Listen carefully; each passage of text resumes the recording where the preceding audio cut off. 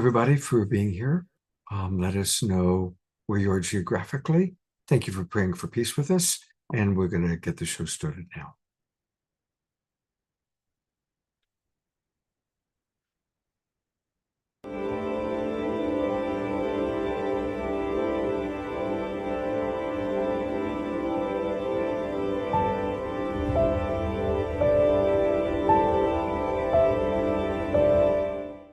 What if I were to suggest that you play a key role in the awakening world?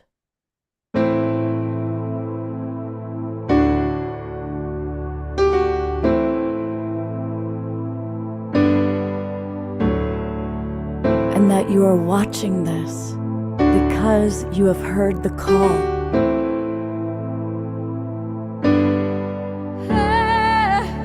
We can start right now by opening our hearts and minds.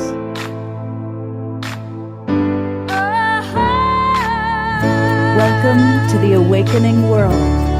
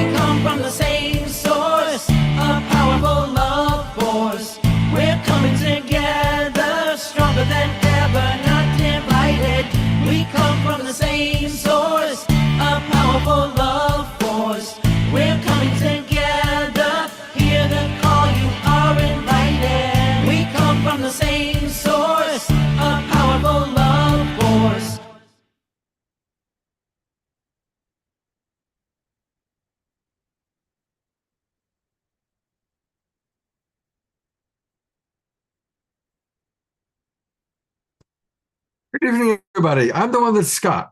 That's the one that's Omashar, and that's the one that's Tiara. And welcome to the awakening world.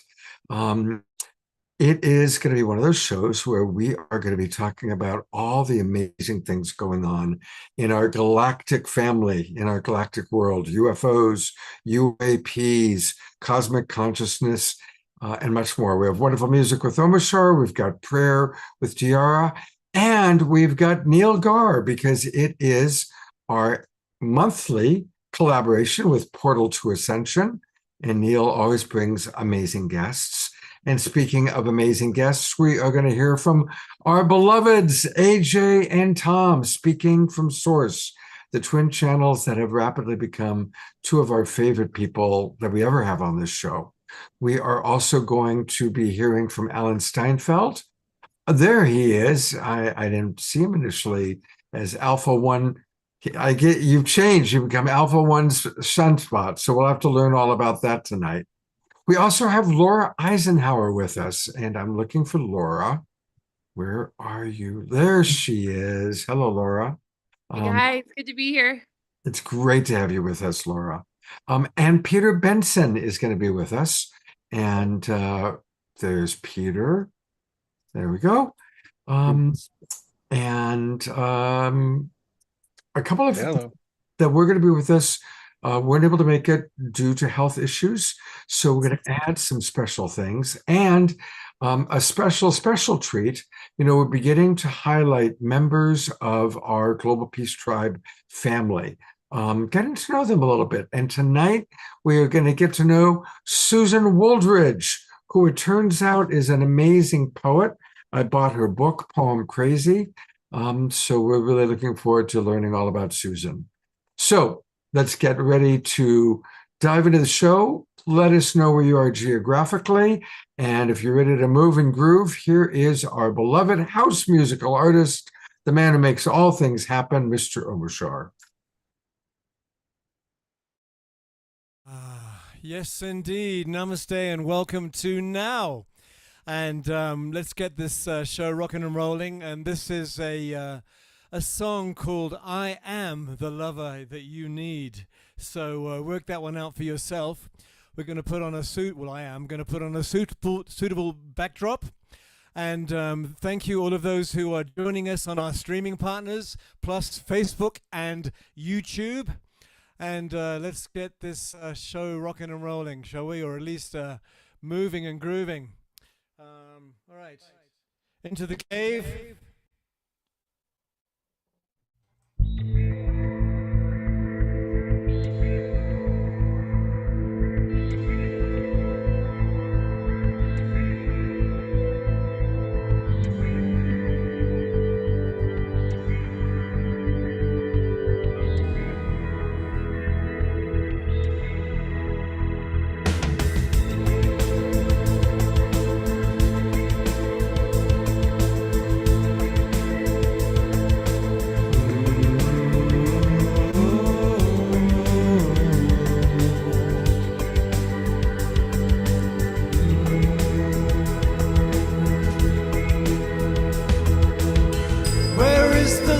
In your eyes,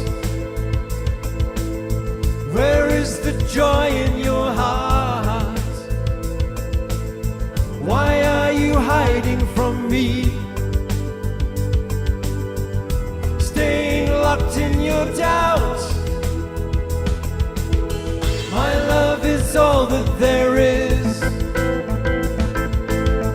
Your fear is hurting you so. I know it's all that you feel, and that it's hard to let go, let it go, let it go, and go, and go, and go, and go, and go, and go, and go, and go, and go,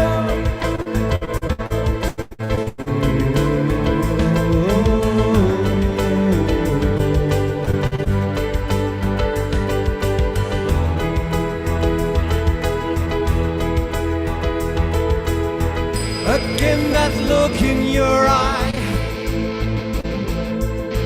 You do not believe in me. You'd rather live in your dreams. I've come to set you free. I am the lover you need. I hold my hand out to you. All I ask is your trust. I love you more than you know, and I love you and you and you and you and you and you and you and you and you and you and you and you and you.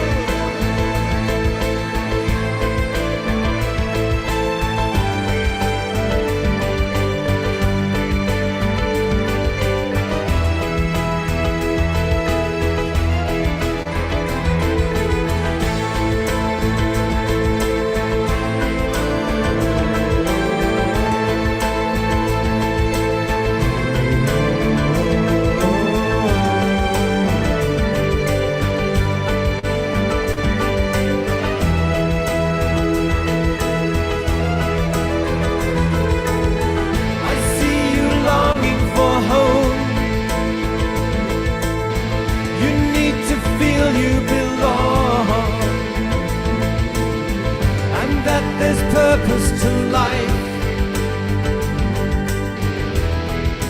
Come back home.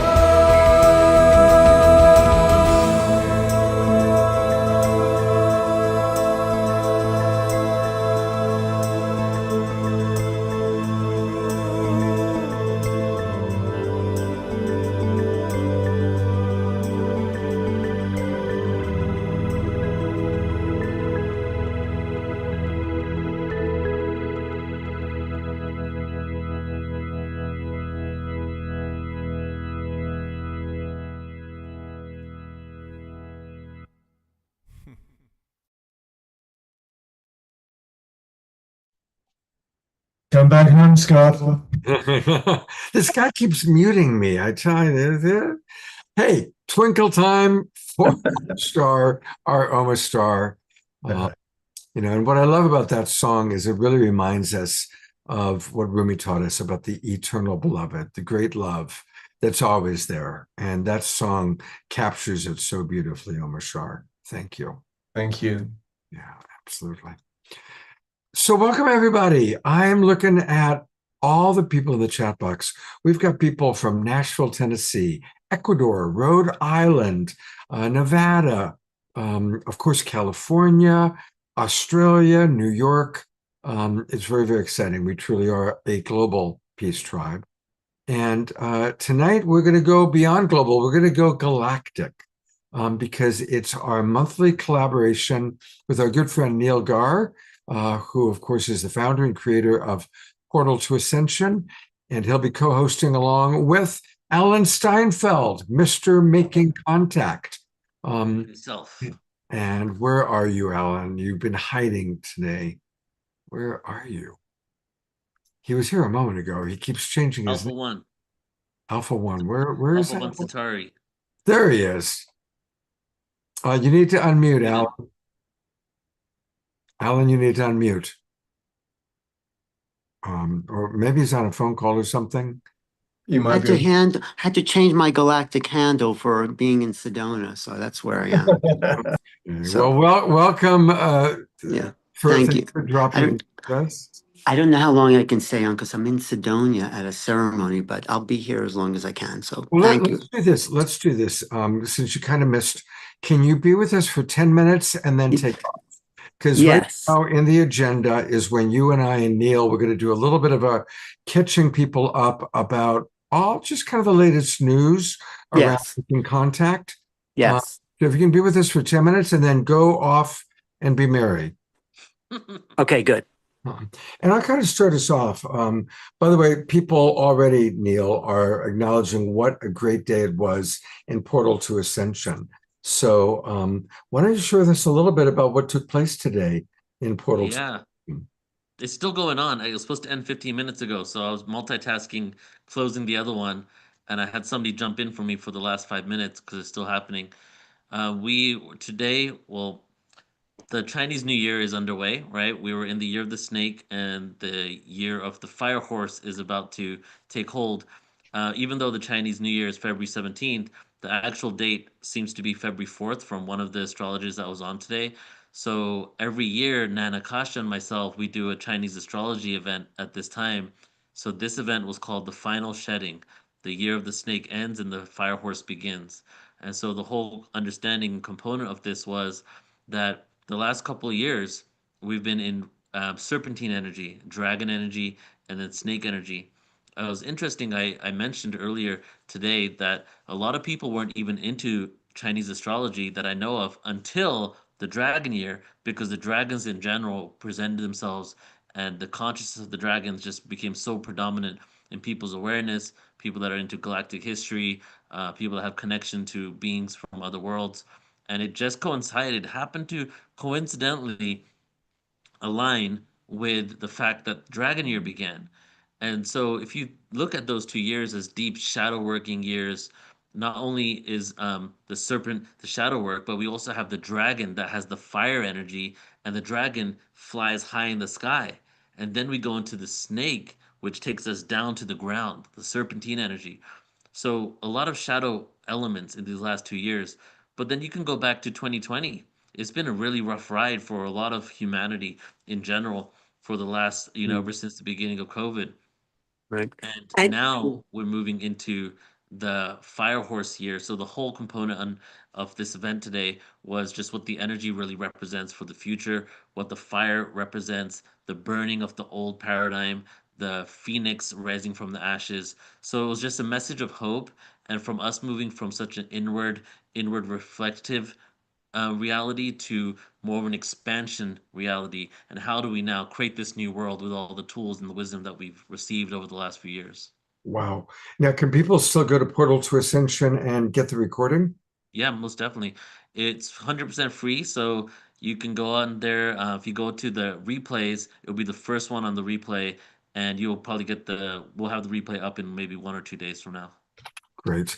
And again, since we're talking about Portal to Ascension, then we'll go to Alan if he's ready. Yeah, I'm ready. Scott, 2026 is also a 1 year. 2, 2, 6 is a 1. 10 equals 1. 1 is a new beginning. And the new beginning really for our culture is that we are moving into the second quarter of the 21st century. And that first quarter, the first 25 years, was a really completion of the last, century, 20th century, what everything we thought was possible. Now that old world is kind of finishing, and there's some collapse, there's some disorganization, but it's rebuilding. Like Neil said, the phoenix is rising from the ashes. And that's what this new culture. I've just been in Sedona with people doing remarkable things. It was a whole movement, a higher level of human potential. People were seeing through their blindfolds. They were moving objects at a distance. They were sticking pennies to the wall. I mean, I started to see through my blindfolds. This is the next level of human potential, and this is what the real blossoming of humanity in the 21st century is all about. What's next? What's going on? Who are we really as a galactic civilization? That's why we're really moving into exciting times, even though it looks like everything's collapsing around us. So let that happen, and let's start to emerge into these new realities, I would say, with opening portals to Ascension. So that's where we're at. Beautifully put. And Carol Craig writes, I watched a few of the guests today in between my sessions. It was great, Neil. Portal to Ascension is an excellent experience. And again, I just want to let any audience know, Portal to Ascension, here it is, .org. And there's always amazing things going on. Many of the presenters that are regulars on that show are the people you get to see, including some of the people tonight. And just go to events. And that takes us to upcoming events. Yes. And there you go. And you've got one tomorrow. Tell us a little bit about the re-evolution of consciousness. So January, every beginning of every year, I like to set a theme. I like to do events on January 1st. And we went nonstop galactic in January. We had the Real Disclosure Conference that you were tuning into, Alan and I put together. 2 days, January 2nd and 3rd. Then we had the Palladians and Arcturians conference 1 week later, and then last week we had the Dragons conference. So it was super galactic. And now February is the month of gifting for me. So this month we have a bunch of amazing free conferences throughout the month.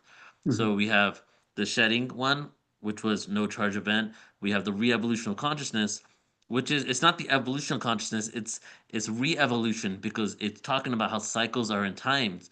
How time is in cycles, and how we have been at different levels of consciousness, and then we went for forgetfulness, and we are re-evolving to a higher level, with hopefully with more insight, more wisdom than the last ages.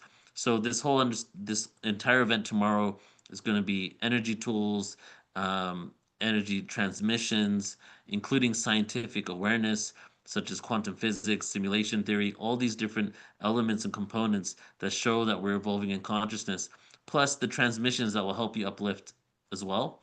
But Scott, one more thing is that Neil has taken on a huge, huge project. He is rebuilding the New Living Expo, coming to everyone in April at the Marin County Center, April 17th to the 19th, with a whole new theme and upliftment. And it's going to be a new era for Portal to Ascension as it starts to ground itself into a physical place at the New Living Expo in San Rafael.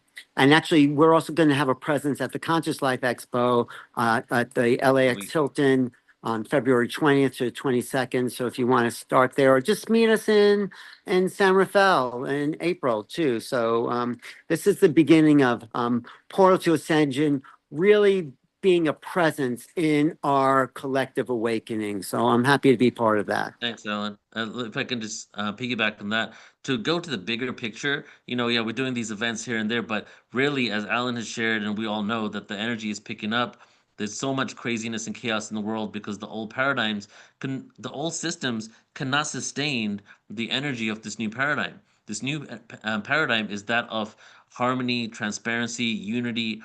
The systems of the old were designed only to better the few, and they had to be like, even the way the economy is set up in a way where there needs to be income inequality. There need to be those that go without for those to go with those that have.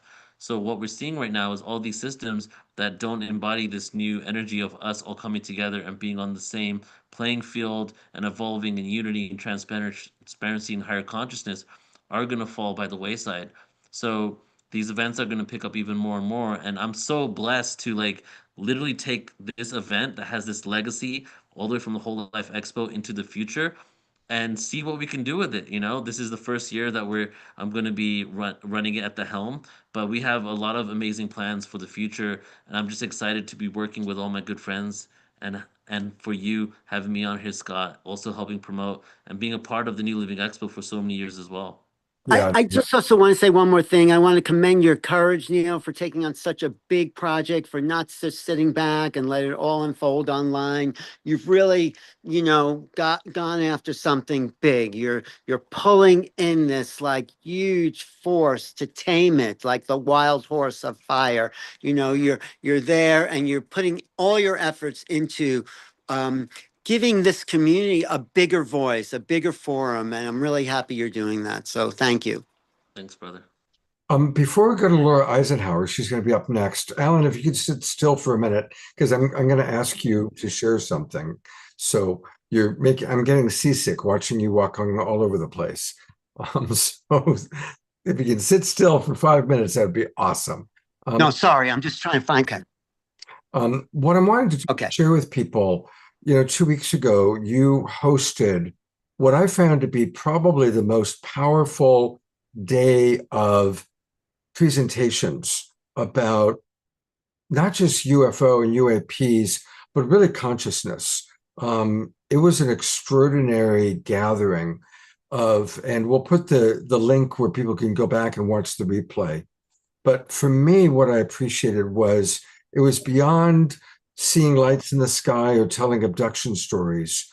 There was a general consensus that all the experiences that we're having, whether it's a near-death experience, an out-of-body experience, a UFO sighting, an alien abduction, they're all helping us to blow our minds open so that we can become much more aware beyond our belief systems, beyond what we think is real, that all these experiences are almost like they're designed on each person's individual level to help us really expand our capacity of thinking, our capacity of consciousness. And it was powerful. And I want to acknowledge you for putting that together, along, of course, with Dr. Tara and others. And I'm curious what you'd like to share about that amazing day that we were all together 2 weeks ago. And you need to unmute, Alan. Yeah, I mean, the key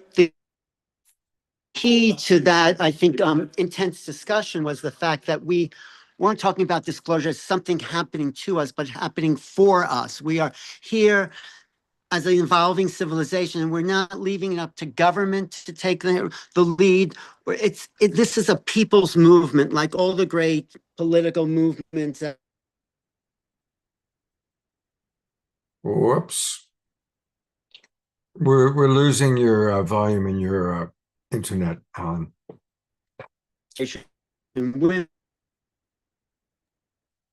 Women's liberation, as citizens of a large from John Mack. John Mack was a psychiatrist at Harvard who started to meet contactees. He says UFOs are like an outreach program from the cosmos for the consciously impaired. This, like you're doing, this expanding consciousness, but that takes us beyond the mundane, beyond the planet. It takes us into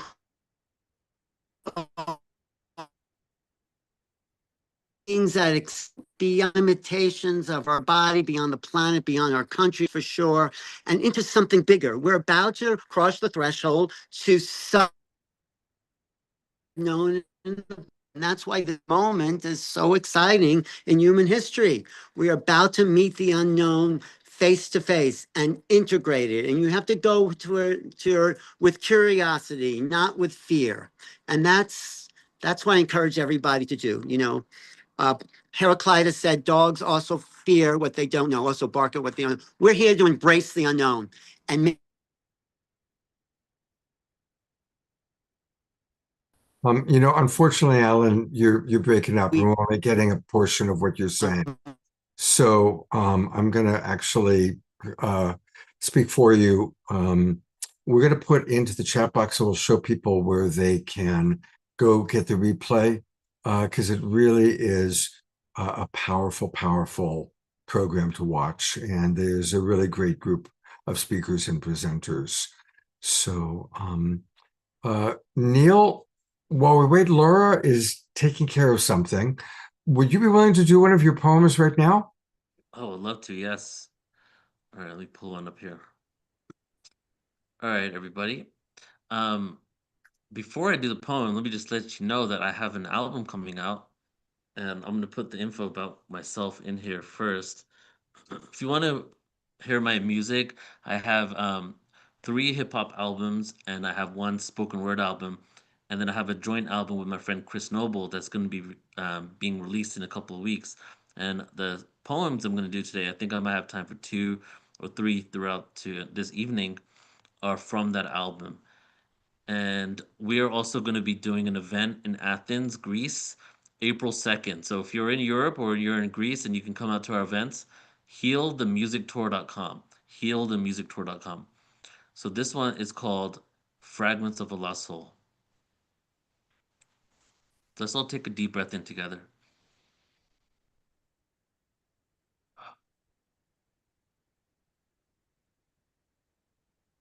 Live life to the fullest.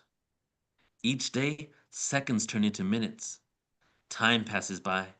Animals and leaves die, browning by the seasons. Growing and planting seeds again is what all men and women are destined to do in order to continue to live the life that we choose. The sun shines light as we move through heaven's tunnels and tubes, wormholes, niches, and grooves, navigating existence, entering the womb. In gestation. I am elation, exhilaration, and patience creates balance in this wasteland of nuclear pollution. My observation of creation is that we're all heading for the same destination. Millennia of intergalactic wars can't stop the frequency that we're in store for, so I spit from my core of my lost fragmented souls, reclaiming pieces I left in this world. The carrot in front of me, the elusive pearl. I remember. I remember. I remember. I came here before. Just one MC emanating empathy, connected to the fire within me where it became pure energy, an allergy to this world of anarchy, amnesia in this fallacy, anesthesia. Numb out the insanity.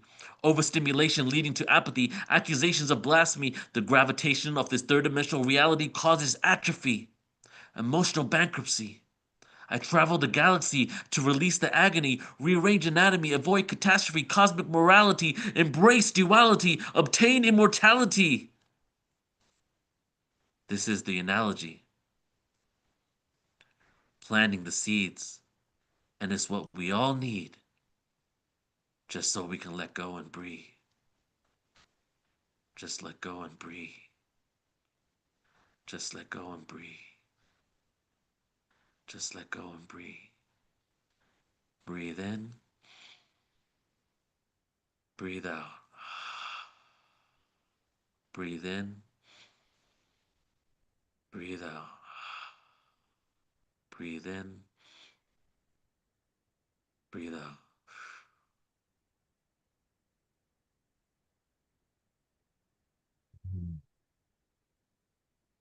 It was beautiful. Let's send some love to Neil. He's such an amazing poet. And wow, amazing, amazing. Celeste wrote one of the set lines, embrace duality to achieve immortality. Exceptionally wise. And the whole song, including the breathe in, breathe out, is all a part of the song. So in the song, it goes into a meditation where we have the instrumentation and we have a whole guided breath work at the end of the song too. So that will be out in a couple of weeks. Beautiful. Thank you. And Ayada wrote, we're going to go to Laura in 1 minute, but I want to read a couple comments that have come in from our audience. Ayada writes, Scott, I'm getting a visceral sense of what you're describing about these extreme events catalyzing our evolution. And I'm starting to see it that way also. And thank you, Ayada. That's exactly a good way of putting it. Extreme events catalyzing our evolution. And I think that can even include the extreme events going on politically. I think that that's a really good way of putting it. Thank you very much. And of course, people are really coming in to appreciate, your beautiful, beautiful poetry. Thank you. Lots of people coming in. Dear Neil, that was powerful. Well, all of your spoken word pieces are. I love having you join us. Thank you. Thank you. Would you like to introduce Laura Eisenhower? Sure. I don't have an official bio, but by now you'd think I would know it by heart because of how many events that we've done. Laura Eisenhower has been a huge part of my life since 2010. Created so many events with Laura, and not only is she, I would say, an activist connected to the cosmic Gaia Sophia, a galactic historian, so passionate about assisting people in releasing these old wounds and coming into a greater understanding of who they are. She's also an astrologer, and she comes from so many different angles in order to really dissect the wisdom and the truth of what is going on behind the scenes when it comes to the corruption in the world, and also what comes to our galactic ancestry and what has occurred for us to be who we are today, in order for us to realize who we truly are and how we can transcend to a higher octave. But one thing I love about Laura so much is I don't think I've ever met anybody as passionate, where she really, really is so much in alignment with her belief system that she really feels and cares for the world and wants to assist people. And at this point, I think, Laura, we've done, I don't know, maybe 100+ events together, and your information keeps unfolding. So Laura is here because not only is she a huge part of Portal to Ascension, but she's at the New Living Expo with us. She's at the Mystery School at Sea with us this year. She's going to be in Glastonbury with us. We're doing a lot together. And Laura, I just love you so much. Thank you for joining us today. I love you. Thank you. Thank you for having me, you guys. This is incredible. The music was beautiful. Thank you, Scott, and just all you beautiful souls out there listening, and my fellow, speakers, panelists. It's so great to be in your company.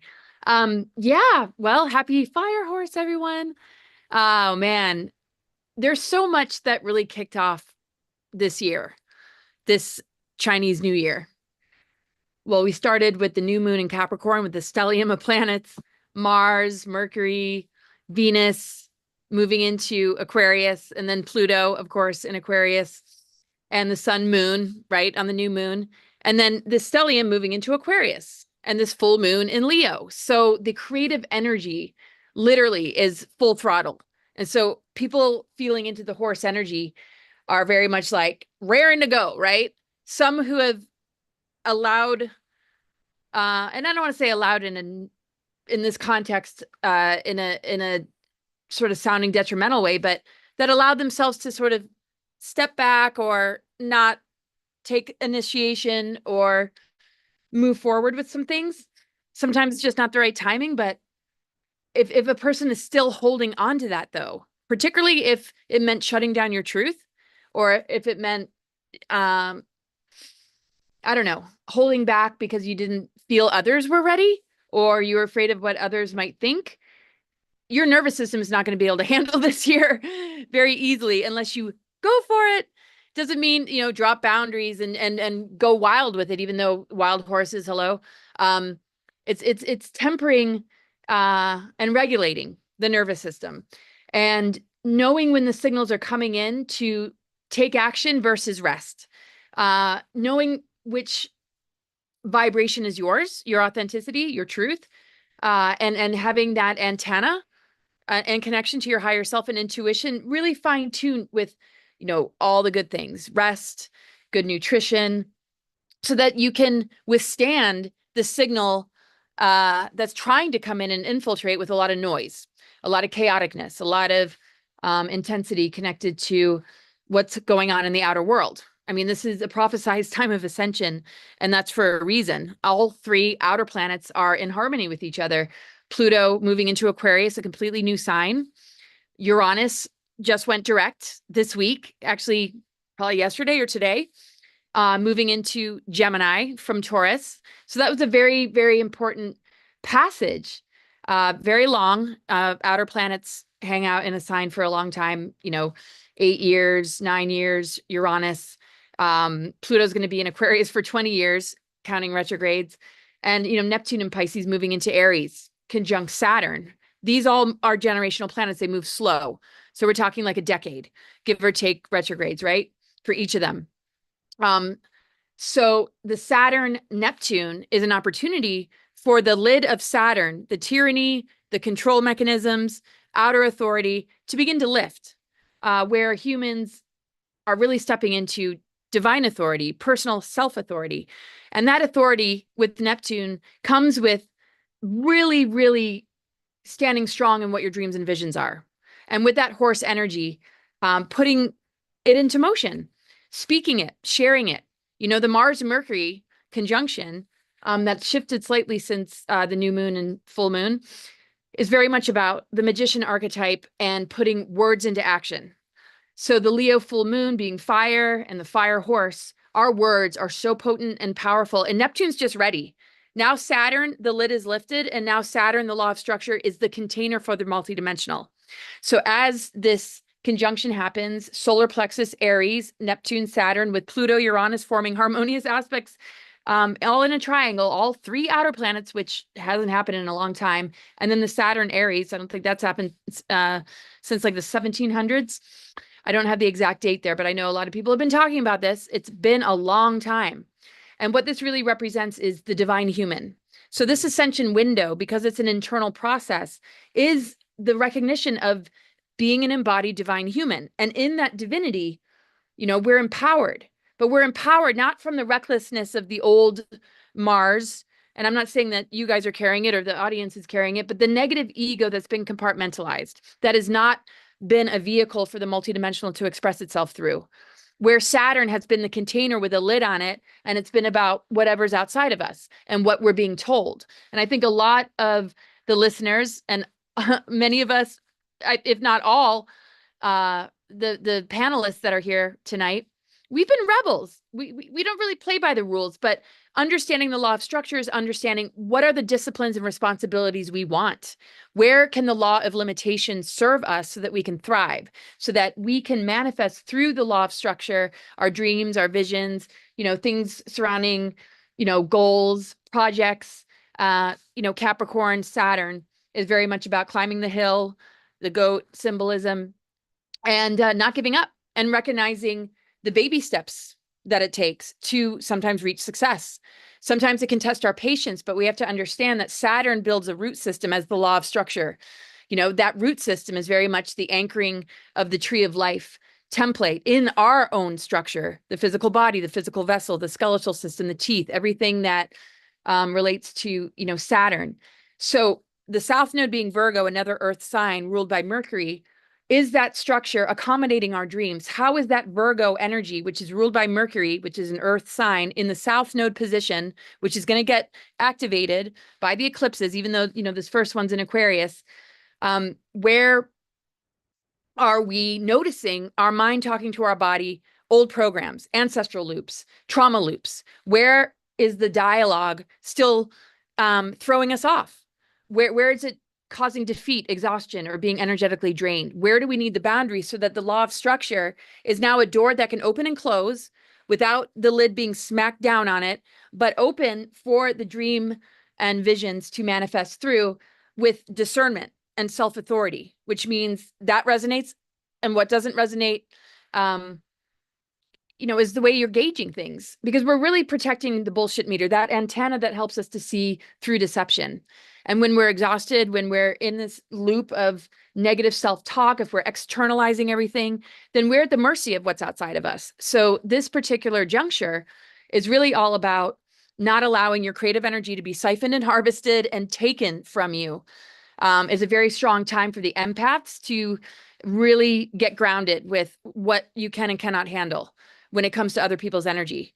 When do you need to close the door? When do you need to honor that downtime? How can you nurture the water element and then the fire, taking action and making things happen, but also allowing yourself in that law of structure, the space to feel the sacred space. And I kind of joke, and my friends and I back in Australia, we call it the sacred space program instead of the secret space program.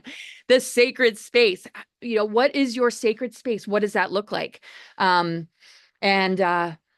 sometimes we take on, other people's stuff. I think a lot of people are also feeling the awkwardness of this awakening for those that are sort of shocked, but were in denial, maybe previous.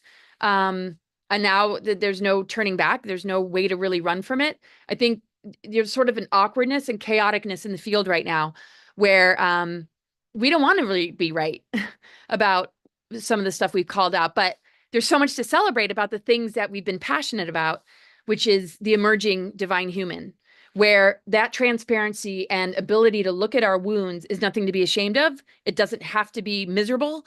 It's not about the struggle. It's about the joy of really, really looking at it and having a sense of community so that we can just lay it out on the table and know that your friends got your back, that you can fully be yourself and not pretend it doesn't exist, not try and hide it away because it doesn't seem enlightened, but to really look at it for what it is, because it traces back into our galactic history. It traces back, to past lives. And I just think there's so much celebration connected to the healing process. And when we turn the wounds into wisdom and the pain into purpose, I think it's just really, incredible to bond with other people. And then we might notice many fall away. They don't want that transparency. But the thing is, it's going to come, this unity consciousness is going to come a lot more through that unconditional love and that mutual love and respect, more so than the information or agreeing on the information. Even though Uranus has moved into Gemini, which is ruled by Mercury, similar to Virgo, also ruled by Mercury. Going back to Virgo, the South Node with the North Node, Pisces, Neptune, and we got the Saturn, Neptune conjunction. Are our words, activating?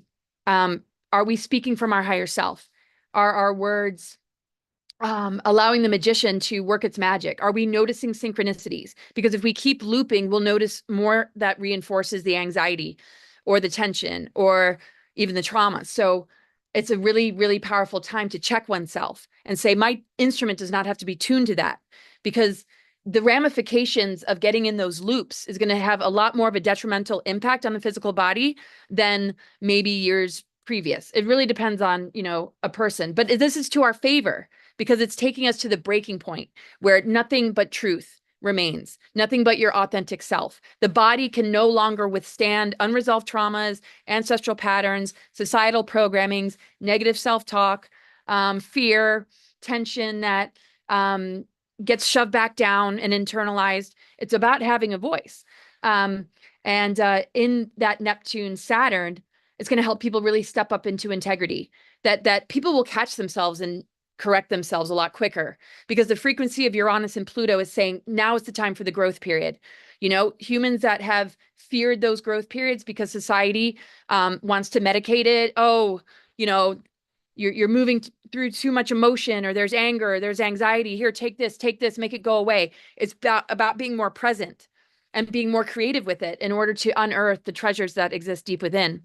So it'll be very, very hard to not go in that direction without noticing that the body is rejecting anything but the truth.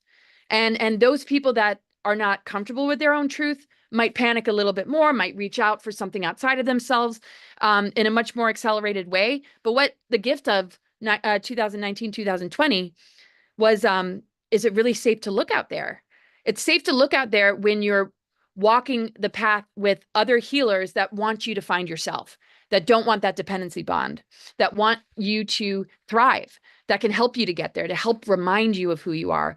And I just see and feel a lot of doctors, a lot of teachers, a lot of people that are in these positions of authority are going to step back and be like, I don't have to push this on people. I don't have to have them regurgitate this to get a good grade. I think people are really going to walk away from the system because their soul is going to reject the way it's been, the way we were raised, the things that we're overcoming.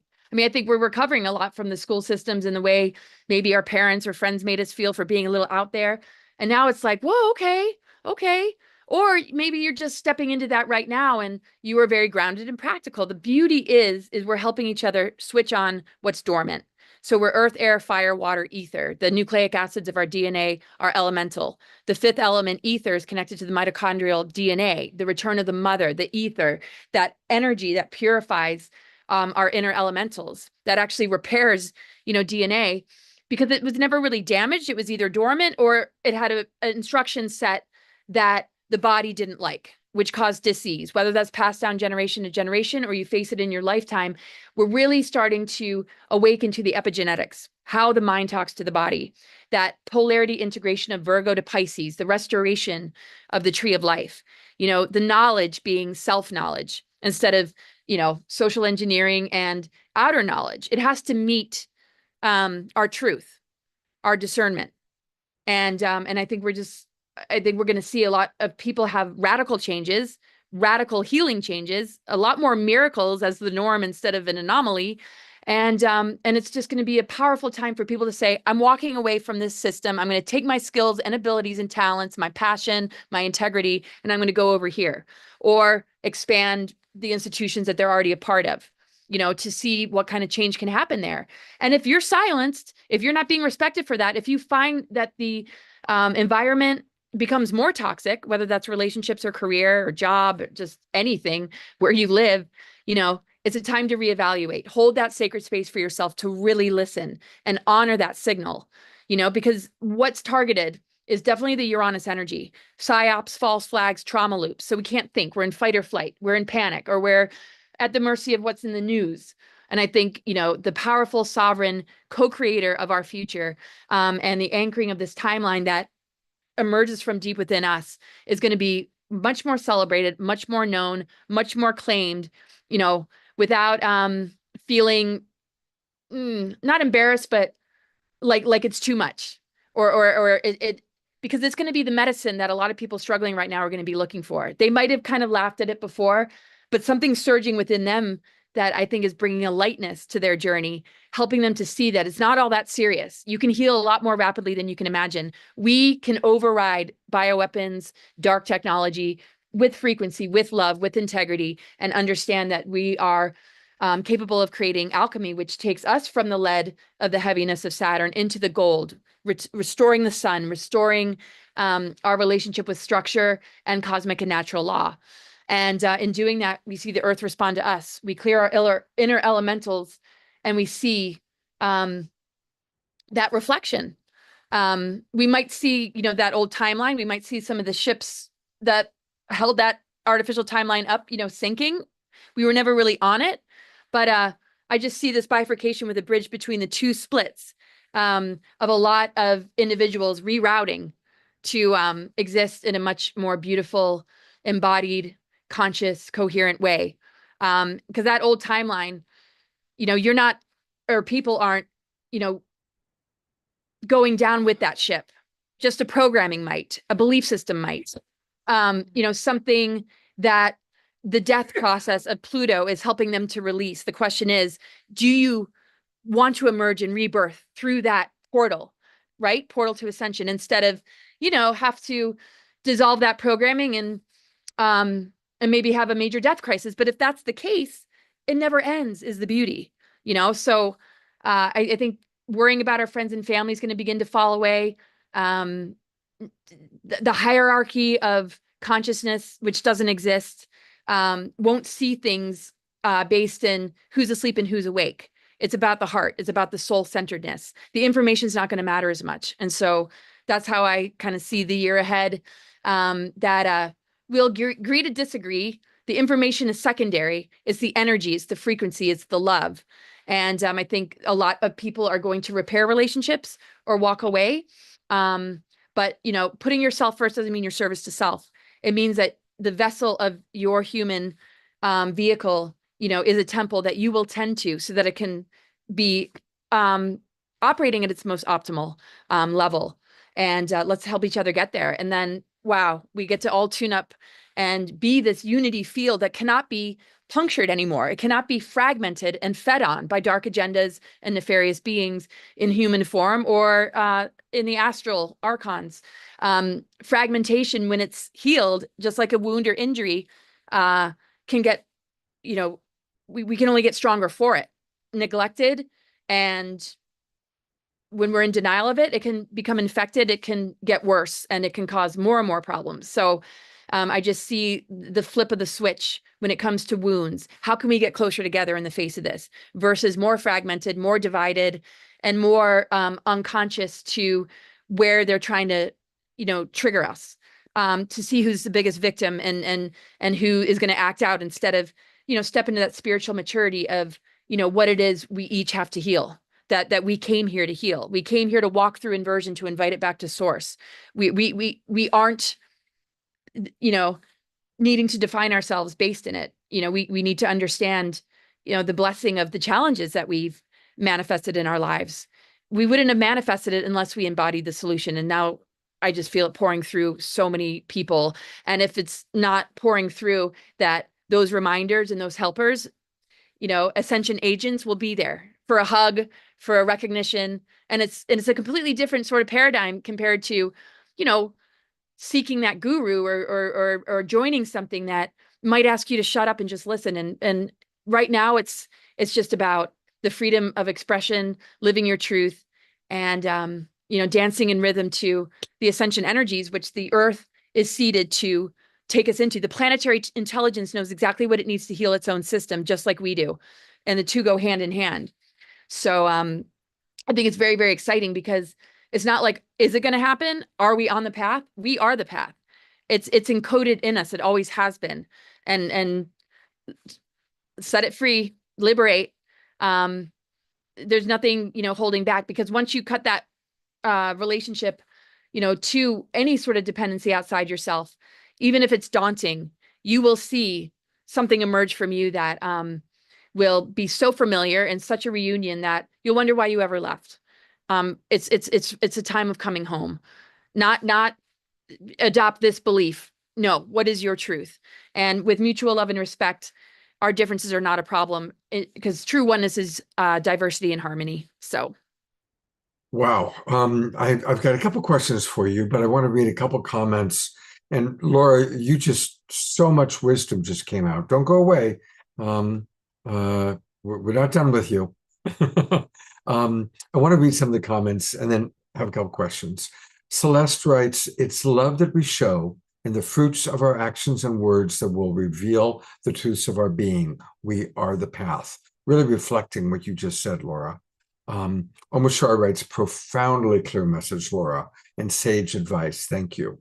Diara writes, yes, we are dealing with the festering now to dig deeper into what we must heal. Celeste writes, we can override. Susan Bloomquist writes, Laura, you've transmitted so very much information. May these things all come to pass. Ayada has a quote that she took from what you just said, because you said so many things. So I appreciate the people that wrote down some of the key words. Ayada wrote down, the body is rejecting anything other than the truth. Yes. Diara, another quote from you, wounds into wisdom and pain into purpose. Rick writes, records show that Saturn-Neptune conjunction at 0° Aries hasn't occurred since somewhere around 553 BC. And Laura is such a competent astrologer. She's sharing so much because there are other amazing things here. So thank you for bringing that up, Rick. Just a few more comments. Ayada wrote, Laura, that was incredible.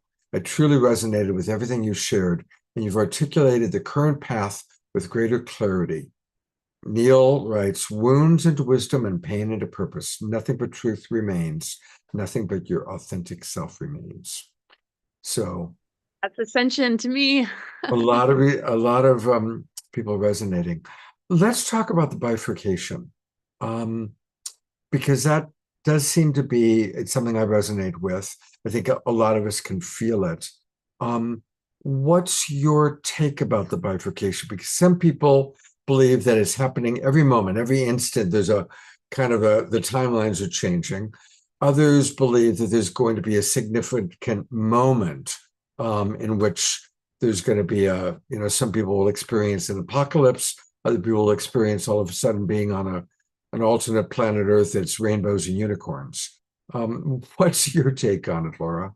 I think it's a mixed bag. I don't think it's the same for everybody. That's why the constant picture that I always get is here's the split, but there's a bridge. Not everybody's going to run back and forth across the bridge, right? Some are called to go to where the split off is of sort of the artificial trajectory, where humans are becoming more disconnect from their soul, where the weaponization of AI is having more detrimental effects on them versus the use of AI that works with consciousness and you still remain sovereign, because the technology isn't the enemy. The tools were never the enemy. The planets were never the enemy. Dark Saturn was not because of the planet Saturn. It's because of the dark technologies based in inversion and, putting like the ether dodecahedron platonic solid in reversal to create this, heavy density.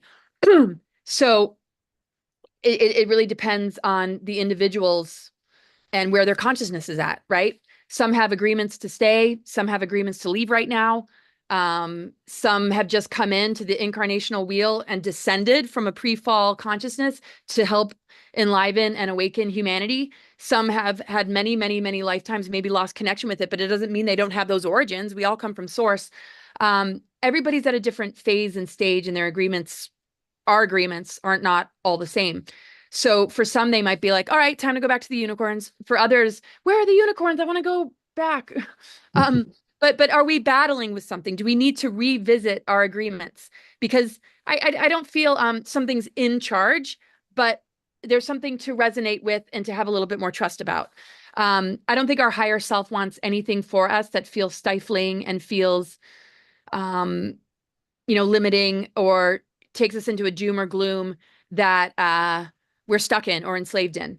It might have a willingness to shift physical matter from sort of the underbelly back up again. Think of all the survivors of MK Ultra or SRA, people that are breaking their programmings, people that are really, doing inner work, or who have awakened to their starseed mission as a child. Maybe they weren't a part of that. Regardless, the minute you awaken, you begin to change everything, and it just plays out differently, because when your intent is really strong, when you're embodying your truth, you can have a dialogue with creation and work with it. I just don't feel anybody is stuck or at the mercy of anything. I might have a commitment to stay on Earth and see it through till I'm in my 90s. Maybe won't stay that long, but it never ends is the thing. And sometimes I revisit agreements that weren't coming in through birth. They are agreements that I made in this lifetime. And those can be revisited. Everything can be revisited. The thing is, the mind is very fluid, and physical matter catches up with what the mind and the energy holds, and it reflects it back. So choose your own adventure. Like, what do you want? And with consistency, the magician energy remains stable. And those manifestations come in because of consistency. The minute doubt comes in, fear, that's not possible, I can't do this, or I agreed to this and now I'm stuck. I think that, is the mental prison that people are ready to break. So for some, maybe unicorns. For others, maybe they're the cosmic EMT pulling people out of that artificial trajectory that's kind of a sinking ship, reminding them of who they are. Other people might not even recognize that timeline, and there's nobody in their life that vibrates on that artificial trajectory anymore. But some of those individuals end up being spirit guides, or they have past lives where they remember, and not so much the physical form, but being a guide. So it really depends. And some might just want a vacation, like, okay, been mission, it's been all about mission for thousands of years. We've been in dark cycles of history for so long. This planet, I think, is very unique in how long it's taken to bring all this up to the surface and how infiltrated it's been. And some might just be like, all right, I've done enough. It really, really depends, I feel. And I don't feel the vehicle of self is the ultimate authority, but if it's not compartmentalized and it can hear the higher self and intuition, there won't be the feeling of being lost or made to do something you don't want to do. So as long as that dialogue is strong, I feel like we have a lot of free will and a lot of ability to enjoy our creative visions and dreams, and adventures without, because sometimes, the conscious or the ego mind battles against something that's actually really good for the person. They just are too attached. They don't trust life. They don't trust the upgrade. They think it's a doom thing or misfortune. So we got to just change the dialogue. Then once we have that foundation set, I think the sky's the limit. What are some of your practices for raising the vibration? What are some of the things you do? And what are some of the practices you suggest for our audience? I'm not the most disciplined person. Practices. Well, I just catch myself, I pay attention to my dreams. I pay attention to my self-talk. And I allow my emotions to flood or rain, like the clouds rain. We wouldn't want to shut up the clouds and tell them not to rain. I know I say this a lot in my talks, but we have to be real with ourselves. Mhm. We're elemental beings, so we don't want to internalize or block anything. And if we do, it might mean that there's a better place for us to let out whatever. I kind of joke about warning villagers when the volcano's going to blow, when the fire element's really strong in me and it's maybe not so pretty. And it's just like, I need to just get something off my chest. But I wouldn't want to share that online, even though, God forbid, sometimes things sneak up and I have to delete them. But I think the most important thing is that we're true to ourselves. We realize that dis-ease and discomfort is an opportunity to get closer to ourselves. We haven't learned that. We've learned to fear it and give that power to somebody else to define it for us. So I'm just radically honest with myself. If I feel I messed up, I try and correct. I work a lot with the water element. I take baths every day. I do intermittent fasting. I just do cleanses as much as I possibly can. And the physical, is one aspect, but what about the emotional? I remember being a very emotional teenager and my mom, she's like, "Oh, you're depressed. You should go on medication. Something's really wrong with you." And I just decided I'm not going to believe that. That's not my truth. I honor these emotions. I honor what it has to say. And then I started to write poetry, and look at Neil, right? And I started to write and I started to listen to myself. I started to listen to the things that somebody could misdiagnose or use as a way to define me. And still to this day, I just refuse it. It's not always fun to feel so much, but I'd rather feel than not. So every day, I look at the astrology here and there. I don't, always check it, but I try and, understand what's going on inside of me and raise it to the highest level of understanding so that fire element is passion and, action and drive instead of misplaced anger that has, where to go. I work with a lot of clients. They're angry at things, but the things they're angry at are usually the things that they're here to lead and lead by example about. If it's taking action, realizing that our internal self is giving us everything we need. Our physical body and all its symptoms is giving us everything we need to know exactly why we're here. Let's give it the respect it deserves. So even pain, I'll talk to pain. Why are you here? Any kind of, is just like, okay, I want to learn about you. I want to get to know you better. I want to love you, instead of self-rejection and, self-criticism and self-destructive behaviors, which I've slipped into. So forgiveness of myself, and just finding that space to just really connect. Yeah. And then I just feel like, wow, I just shed so much. I gave myself that respect. Wow. Maybe I didn't get it growing up, but it's okay. I don't need somebody outside of me to give me that, for me to give it to myself. And I give that to others. I'm not going to hold you in a box. Who you were back then and who you are today could be a drastically different thing. Let's talk.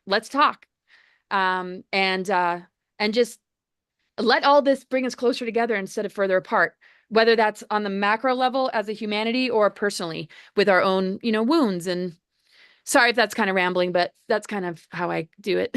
No, it's wonderful. Last question, and then we'll let you go. Obviously, you brought up epigenetics. We all are dealing more and more with our ancestral history, and you have an especially unique ancestral history. what are some of the ways that you are working with kind of your ancestral history and your epigenetics? Well, I'm all about the truth, even if I don't like it. I feel like Eisenhower has always been close to me. I mean, I felt him when I was a child and I didn't realize he was well known or he had been a general. I mean, he was wearing a military uniform. I'm like, what is this? I'm just a little kid. And he was always kind of nudging me like to dig deeper, dig deeper. This is not it, right? When I did think I had landed somewhere, I would communicate it and be like, hey, maybe he did this, or I don't, but being honest about the journey, I think helped me to recognize the synchronicities and connected a lot of dots, which changed everything. So I wrote it in my book, but I didn't just write about, what I wanted it to be. I shared many, many different perspectives for the reader to then discern and decide. I've learned to not overly identify, but yeah.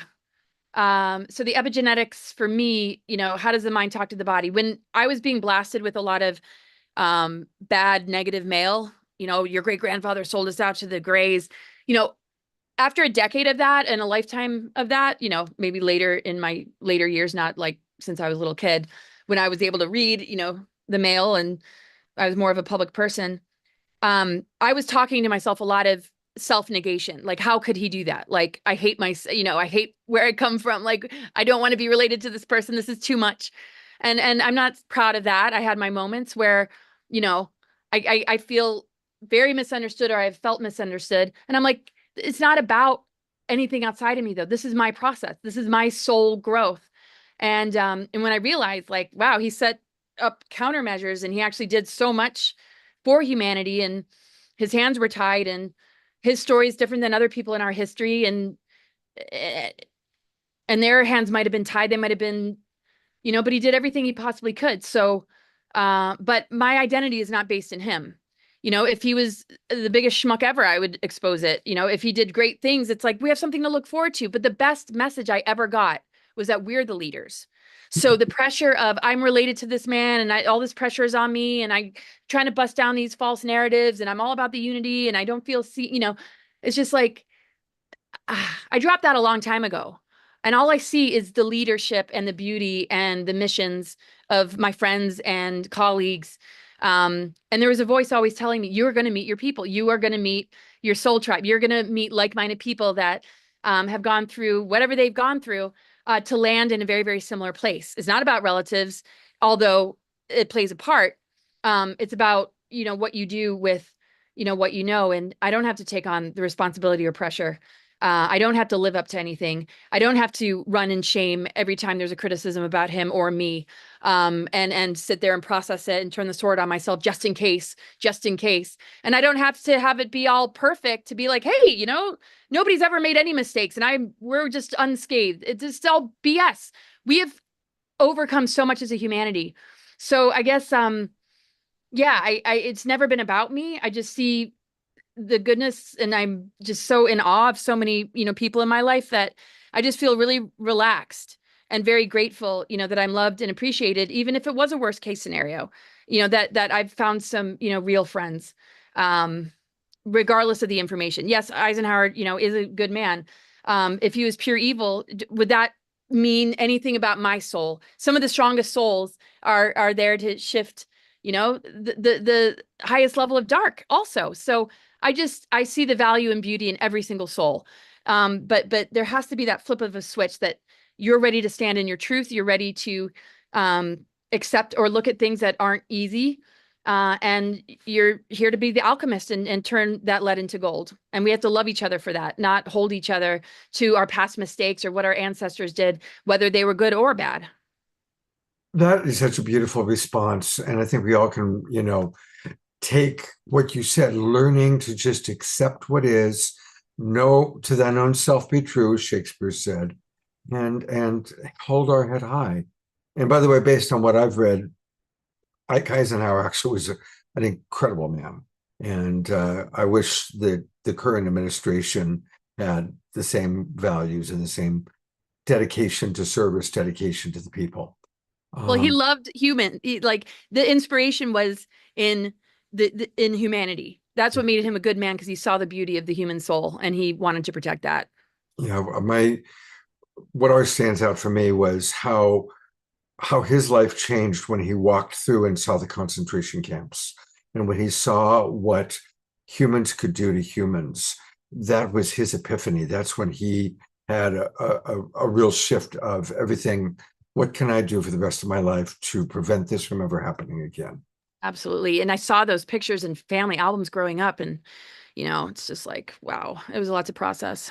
Yeah, I bet. Well, thank you so much for having me. I really Well, Laura, thank you. I want to let people know briefly how they can get more of you.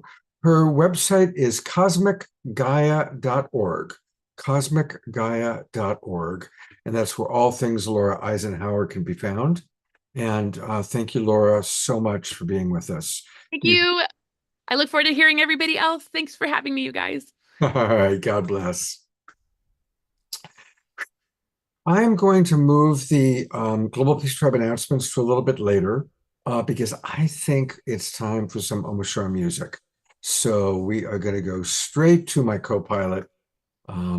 Take it away, brother.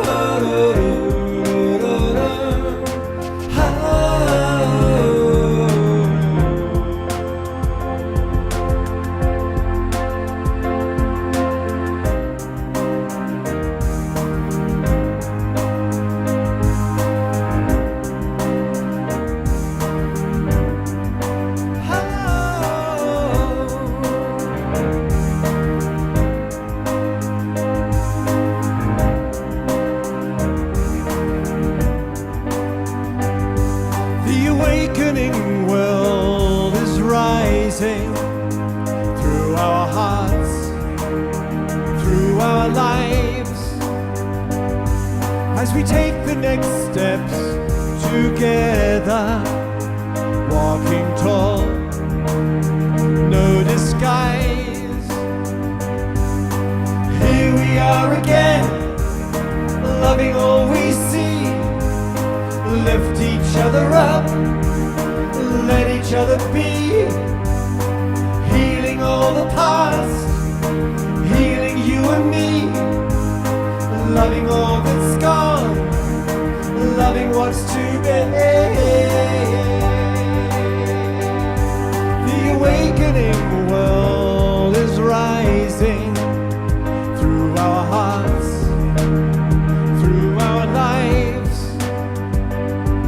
as we take the next steps together, walking tall, no disguise,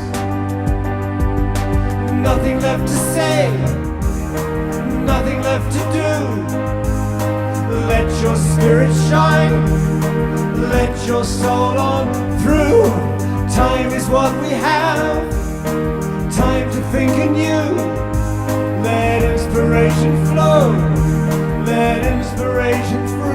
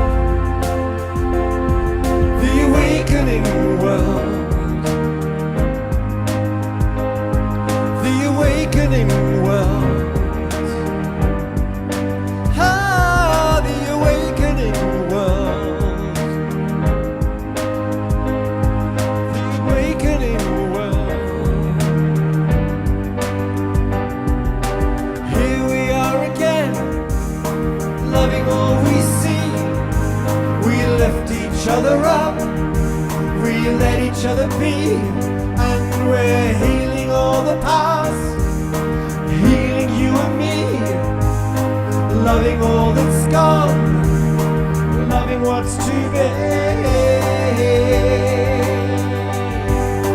La, la, la.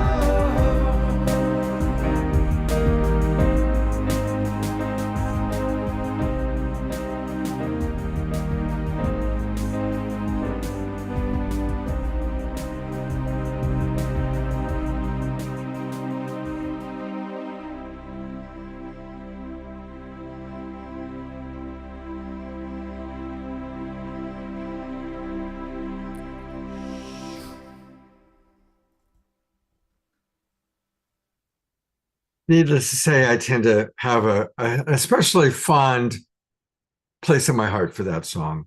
Thank you so much. And it is true. Our awakening world is rising. And that's what really all of our presenters are all about, is helping us to really, really rise. So thank you so much. And quick question, I'm sure, what stood out for you in what you just heard from Laura?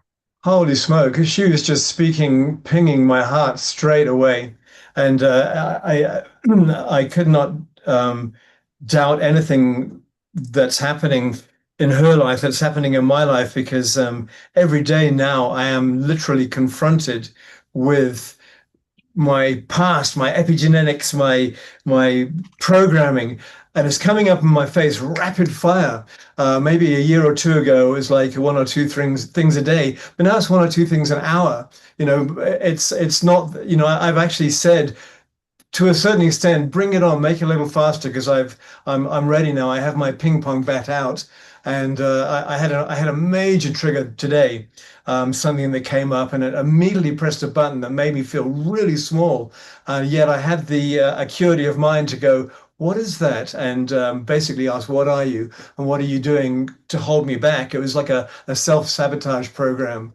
And so what has been said by Neil and what has been said by Laura, holy smoke, it's just pinged me in places which know that I'm on the right track. I'm with the right people and the right tribe, and none of us here is to outvoice anybody else. None of us has the ultimate truth because that's can only be spoken from ourselves within ourselves. However, I am truly grateful for Laura's sharing and it really took a couple of onion skins off of my consciousness. It's it's a challenging time, and there's a part of me that doesn't look to the outer world at all. But I have had a couple of sneak peeks lately, and one thing shall I say it? Yeah, I'm going to say Yes. it. There was something that I did sneak into today and watch was the Canadian Prime Minister's Davos um, speech. It was 15 minutes long. YouTube, Canadian Prime Minister's Davos speech, and he's the only political leader I've ever heard speaking the truth that could be spoken on this global Peace Tribe show, The Awakening World Tonight. And so if you ever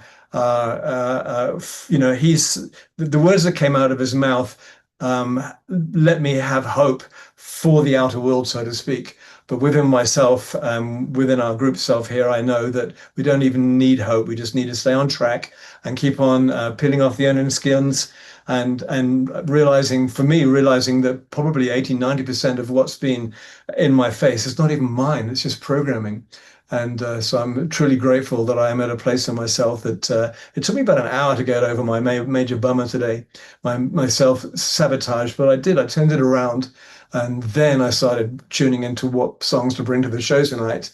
And as you've heard, they are always on target because I managed to get into a gentle space again and feel. So, yeah. Thank you. Thank you for taking the time to share that, and thank you for being honest about your process. It's a deal, and we all see each other in these settings. But for me to stay on track, I have to.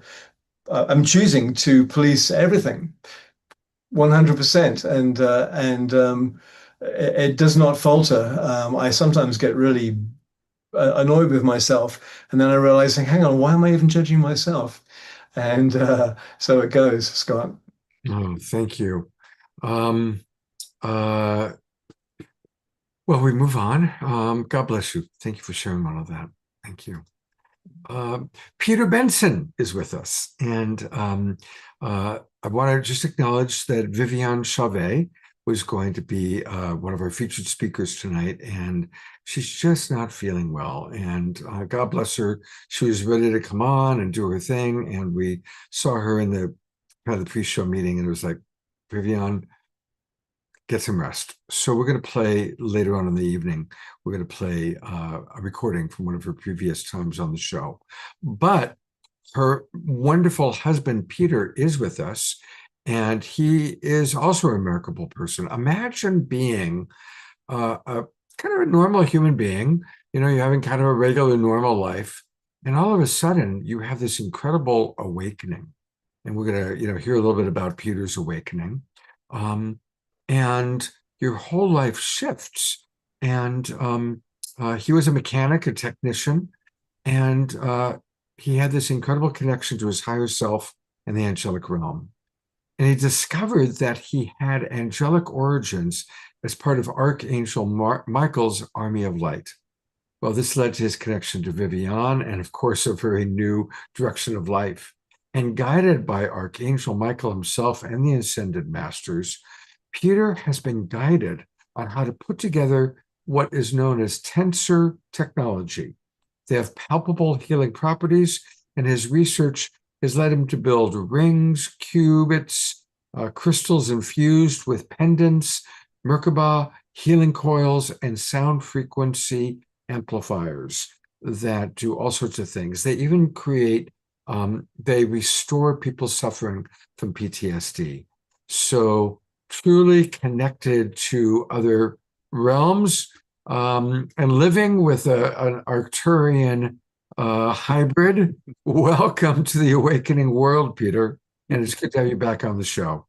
Thanks, Scott. Thanks for having me on.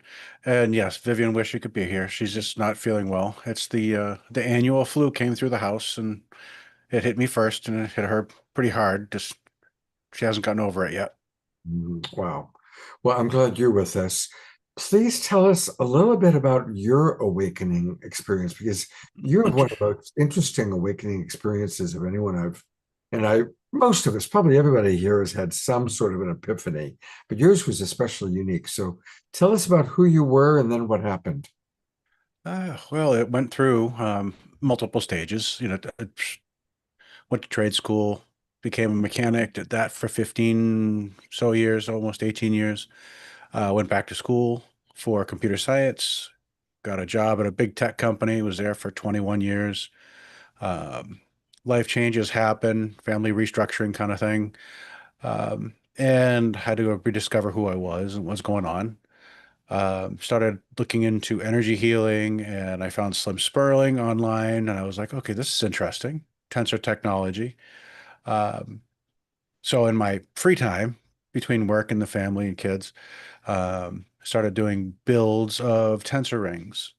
And I was actually doing finger rings at the time when I first started and rings for crystal balls, brass balls for sound healing.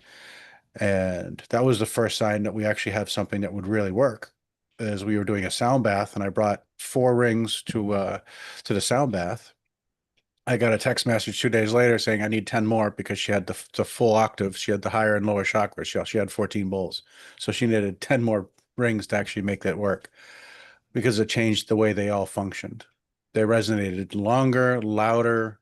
They were just impressive. It would fill the energy just changed and shifted and it filled the room more. So that was like, okay, this stuff really does work. I'm like, okay, this is cool. And going through that shift in my personal life, going through the energy healing and stuff, um, there was one session where I was having energy healing and we were wrapping up the normal things, well, this is what we found. This is what's going on. We were just about done. And she goes, we have Metatron here. He has a message for you. I'm like, who's that? I had no idea. I was an engineering technician. I'm not really thinking about archangels or anything like that. And you basically came in and said, well, you need to make anklets out of a tensor ring. I'm like, okay, I can work that. Not a problem. And it has to have these 5 crystals in it. I'm like, okay, I know 3 of them. I don't know 2 of them. We'll find those. And it has to be encased in copper mesh. So long story short on that one, it took about a year and a half of trial and error prototyping to actually build them out and to come and find out through, experimentation with other folks trying them on that these things literally change your entire torus field that heart math can actually, has actually documented. It turns that donut torus field into a shield because it blocks the inputs from the top and bottom of your field. So it basically turns your entire giant torus into a shield and it blocks all emotional energies and other energies from getting into you. It doesn't permanently block it. You can choose to feel things outside of it, but that's intention. And that's what these tools are. They are intention tools. So that was the very beginning. Incredible. Um, and I know that your work has really grown. And I see here that you're actually even providing technology to responders. Tell us about that. Well, I've been trying to connect with more responders over time, and Responders Resilience, we did an interview with them. And the tools are the one that we're really working with for first responders is the Archangel Michael for empowerment, to give them clear focus, give them energetic protection from others, and allow clarity of emotions. And then the other one would be the Archangel Chamuel, which helps purge emotional baggage and the like. So if you have any PTSD, trauma, and that kind of energy that you built into you, that pendant helps purge. It will literally pull things out of you. Um, and anybody that has experienced it will actually tell you it's like all you do is you put it on, you connect to it, synchronize it to you, and tell it to go to full power. And if you have anything that's on the surface, you will start literally experiencing it on that moment, literally almost immediately. And that's when you talk to it and use intentions. It's like, okay, do I need to relive this now?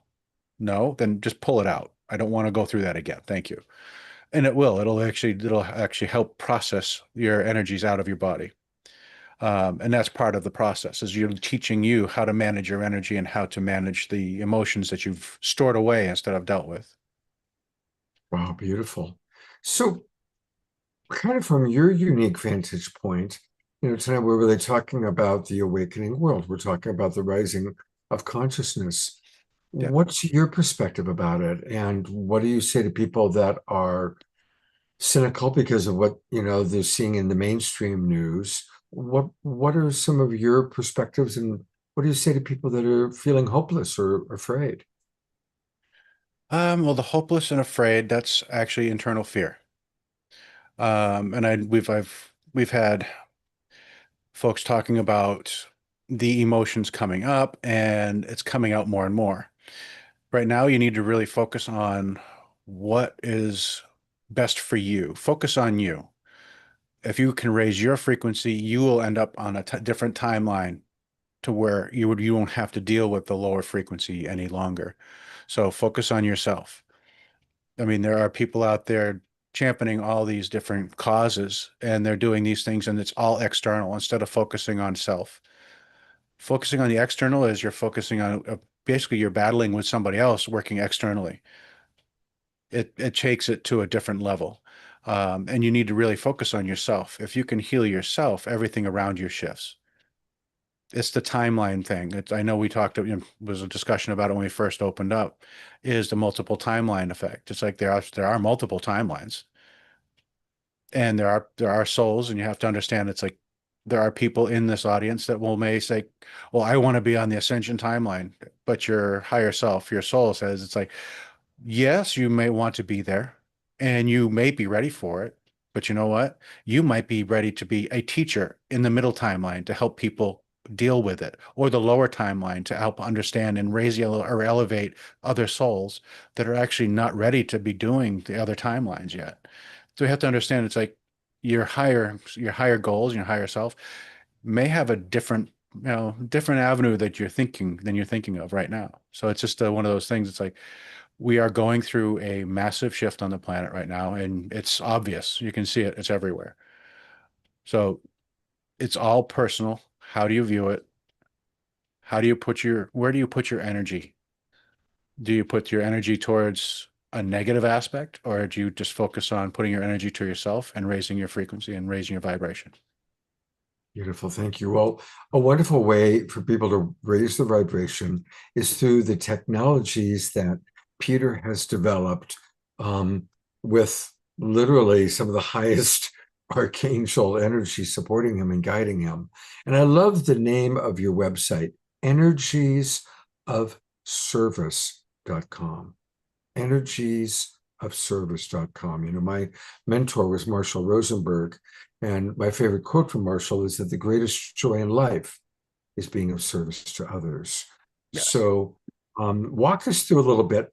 For example, what is angelic armor? Angelic armor.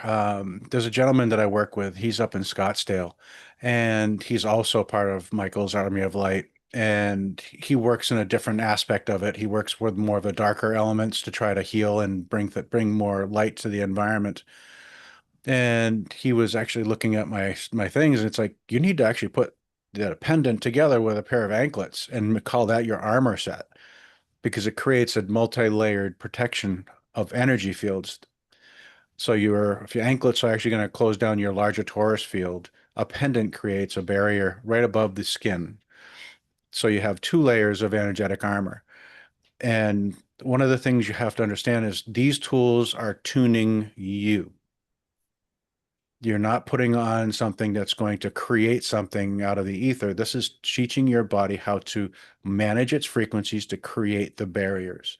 So this is the part of it. So when you have anybody that's very, I want to call it empathic, energy sensitive, people that are Wi-Fi sensitive, just so energetically sensitive they can't leave their home. That's when you would really go for like a double Metatron angelic armor set where you're super protected and shielded at the highest level that you could possibly do. Um, and for those in corporate world, it depends on what you're dealing with. Empowerment with like a Michael with anklets, that would help you from dealing with the alpha personalities constantly.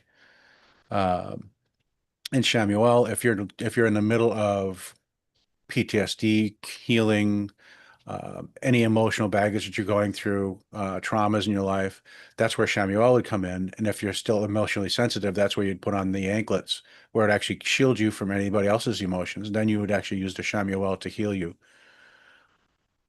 So Wow, it's the combinations. beautiful. Um, and what else on this website, which is beautiful? Where else would you like me to take people? No, it's all right here. It's the tools are it's like right now we're doing gold plated as well, which actually I didn't know how far that would go, but the gold plating actually improves its power by about tenfold. And Wow, that's not me stating it. That's from other folks that have actually used them and actually put them on. It's like these things are like 10 times stronger than the other ones are. Um, and we're trying to work with the plating situation because with gold, you have to have the intermediate metal. So you go copper to nickel to gold. We're trying to do palladium. So we're doing copper to palladium to gold and see how those work out, being able to even trying to bring it even a higher frequency. So we're doing some, say prototyping right now with palladium.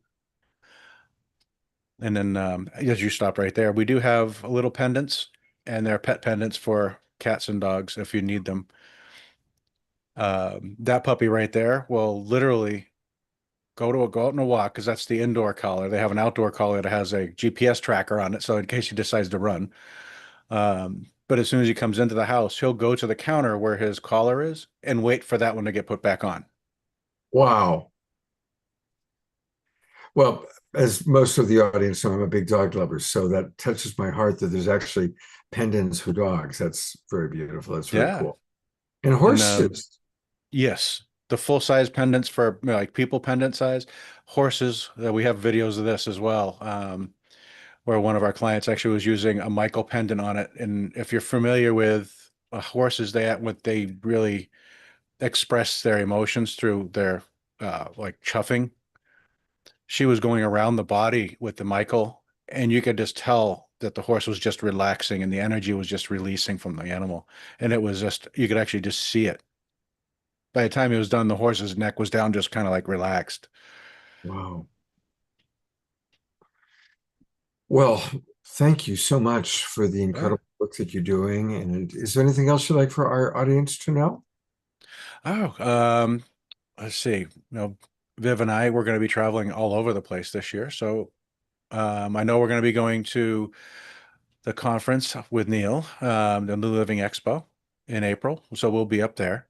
Good. I look forward Um, to seeing you there. We'll be doing all of our shows that whole weekend. We'll do a whole series of Awakening World shows that weekend from the expo. oh, that's going to be fantastic. Yeah. Fantastic. Yep, we're doing that. And then we are working with Neil. We have hopefully a big surprise coming for next year that we're working on. we'll keep that one quiet for now, but it's going to be big. It's going to be fun. Wow, fantastic. Well, thank you very much, Peter, for being with us. Please make some chicken noodle soup for Vivian or whatever goes best for an Arcturian hybrid. And take good care of her and know that we love you both and appreciate you both so very much. Yes, thank you, Scott. Greatly appreciate it. Absolutely. Take care. You too. Well, one of the new things we're doing this year, it's a new year and we're doing new things, is that we are once every week or two highlighting members of the Global Peace Tribe, giving you a chance to meet some of the people that maybe you only see dancing and moving and grooving. The guest that we're going to be honoring tonight is Susan Wooldridge. And she has been with us from the very, very, very, very beginning. When we first were doing Saturday Night Alive for the Global Peace Tribe. And she was with us, she says, from our very first show, which makes you and Karen S. the two people that I know for sure were with us since the beginning. And she has written a wonderful book, which I bought from Amazon, called Poem Crazy. And she's got something really, really fun that she's going to share with our audience tonight. So, Susan, take it away. I know you're going to ask people to get out paper and pen, so go ahead and do your thing. This is so fun. And this is a word ticket I have. This one says invisible. And I realize I've kind of enjoyed being invisible and spinning on the show. But I have to blame Claudia. Claudia, you're here. Nyla, I think, didn't you tell Scott about Poem Crazy? I was kind Yes, of I hiding. did. Yes, I did. Hi, Yeah, Nyla. Claudia, in the beginning, there was Claudia. That's how this all happened. Well, yeah, I prefer Nyla, but it doesn't matter. Nyla, well, thank you, I think. Yeah, back when I was teaching poetry in the Philly public schools, that was a go-to book. That was a wonderful inspiration. Thank you, Nyla. Thank you. Yeah. Well, thank you, Nyla, for starting this. So thank you very I much. love your hat. Oh, So thanks. while I was listening to Neil, and then I was listening to Laura, I was doing something that I love doing, and I was stealing words. And so, those of you who have paper, grab some paper and a pen. And I love the Statler pens, they're the best. It really helps to have a pen you love, and it helps to have a journal you love. And this is a Nanami, it's made in Japan, and fabulous paper. But what I noticed especially about both Neil and Laura is they were using words that are my favorite words. They're both nouns and verbs.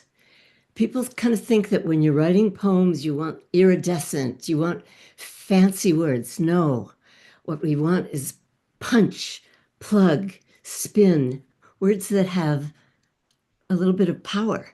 And so you can tell if they're noun and verb by if you put two in front of a word, it's a noun, a verb. If you can put the or a in front of a word, it's a noun. So I'm just going to read a few, and I want you to steal these. And while I'm speaking, I want you to gather some words too. And I'm going to read a poem or two also that I brought.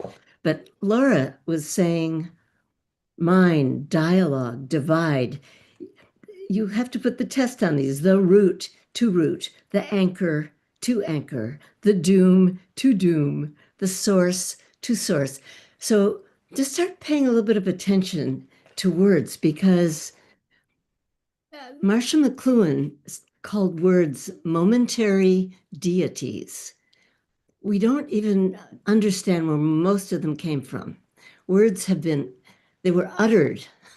I love that word, uttered. They were uttered somewhere mysterious, and we don't know the history of the words. It's really fun to get the OED, the Oxford English Dictionary, and look for words. And in my workshops, I give people words. I overwhelm them with words. These are my word tickets. Nyla, you might have seen them in Poem Crazy. I still have this little blue bag full of words. And I also hand out pages from the dictionary. Horrifies librarians, horrifies people when they see that I have this torn apart dictionary. But what I'm going to do is I'm going to read my poem First Words, and I want you to steal words while I read. Wantonly steal words.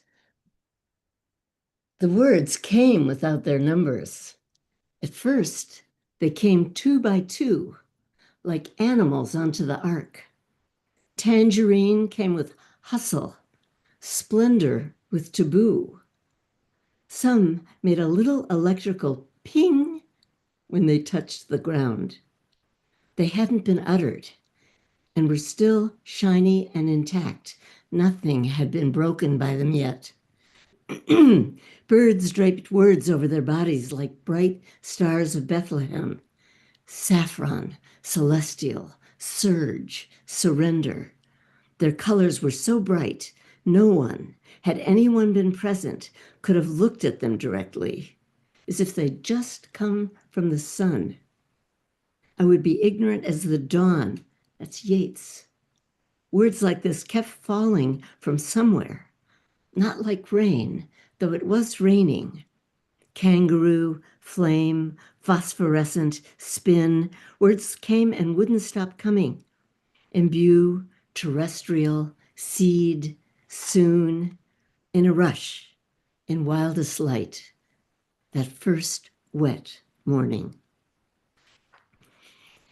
And I'll never forget, I was teaching a workshop in a little 4th grade class in a little town outside of Chico, and this little girl came up to me with her word ticket, and she said, "I got wildest light." So for me, ever since I was a child, the answer has been to play. And school, I went to the University of Chicago Laboratory School, and I'm telling you, it was still impossible. So the only way I could survive was to sort of pretend to be taking notes and be writing in my journal. So this is something I want to give you guys a tip, and then we're going to do a little writing. But I've had a journal since I was 13, and I had a teacher named Mr. Maybe. And then I started taping things in, and now my journal looks like this. And I think you all have to have a journal because I take a deep breath when I open my journal and I tape things in. I get bored with just words. Petals tend to keep their color. And so I would appear to be listening intently at school. In school, well, I was writing what I wanted. I was pretending that I was listening. And I still do that in boring meetings. And so it's really sneaky. And I'll say this sometimes in an English class, and I say, well, your English teacher is creating a sanctuary for you. So she's okay if you're staring out the window and writing a poem. So anyway, we've got these words. Has anyone gathered words? I can't see everybody. I wish there was a way to see you all. Well, you can go to gallery view if you go. Maybe. Oh, that's right. I'll go to. If you go to the upper corner, Yeah. upper left, right-hand Right. corner, There we go. and I'll go ahead and go to gallery view for a moment. Yeah, I'm on gallery view. So raise your hand if you do you have a pen and paper? Yes, so if you have words that raise your hand like that, computer-wise, if possible, because that brings you to the front. Or you can put the words that stood out for you into the chat box. But first, I'm gonna give you some little lead-ins, and then I'm gonna have you do a little quick writing. And it's amazing how fast these things can come from us. So actually, the first line I want you to write down is "I come from," because we don't really know where we come from. Look what Peter has found out. Look where Vivian comes from. So I wrote down "I come from." And then it's always helpful to write "I am" and "I am not." And I want you to steal some words from this poem I'm reading from a kid in the juvenile hall. His name was Kenny. And he wrote, I am a turquoise circle rolling down a mountain. I'm a drum beating in the rain with no one to hear me. I'm the number 50, so far from the end and so far from the beginning. I'm what you call life, hard to hold. Now, this is a kid in the juvenile hall. His line, I'm the number 50, so far from the end and so far from the beginning. It's mind-bogglingly brilliant. But it came because he had these words that had been given to him. We get stuck with the words in our head. Words can be so limiting. As I said, Marshall McLuhan called them momentary deities. And we get stuck. We've got these words that are circling around in our heads. The circle's a great word. Write that one down. And we that's why it's so fun to make these word tickets. I can't tell you the joy that these have brought me and a lot of other people. Because when you put them together, like here's some of Laura's words, when you put them together arbitrarily, you come up with things like God swing, clock's breath, root anchor guide, finger doubt, because we're bored with the words the way they show up in our minds. We're tired of ourselves. And words can be enormously liberating. They can take you into other realms because we don't even know where they came from. God, said the word. I'm not too biblical, but so I'm sure some of you have some words now. I come from, I am, and I am not. Here's one more short one from a kid in the juvenile hall. These are some of the ones I remember. One little fourth grader wrote, I'm spring with lambs in my field. But a kid in the juvenile hall wrote, I'm a brown gangster colliding with death. I'm a rose slamming love with hate. So powerful. But he needed collide. He needed slam. But what he discovered in those two lines was that he was a rose and he was slamming love with hate. He understood who he was. He said it in that short period. And that's what poems can do. I like to write poems, but I love more to help people discover their poems. And I've never yet come across someone who doesn't have poems in them. And so, yeah, you might as well get poem crazy. It'll take you there. And before I forget, and I just want to mention this too, another kid in the juvenile hall was named Trey, and he cried through the whole first session because he was so afraid he was going to be judged. And because here he was hearing poems, he just wept. And he was a kid who would go up at night in the park with a knife and his bike and rob people. And I had been in Greece, and Odysseus Elitis wrote that he came from a garden of night flowers. And the Greek word for night flower is nichtololudi. And for some reason, I put nichtololudi on the board. And the next day when I came back, Trey, his name was Trey, which means very, he said, put that word back on the board. Nikto, what was that word? Nichtololudi.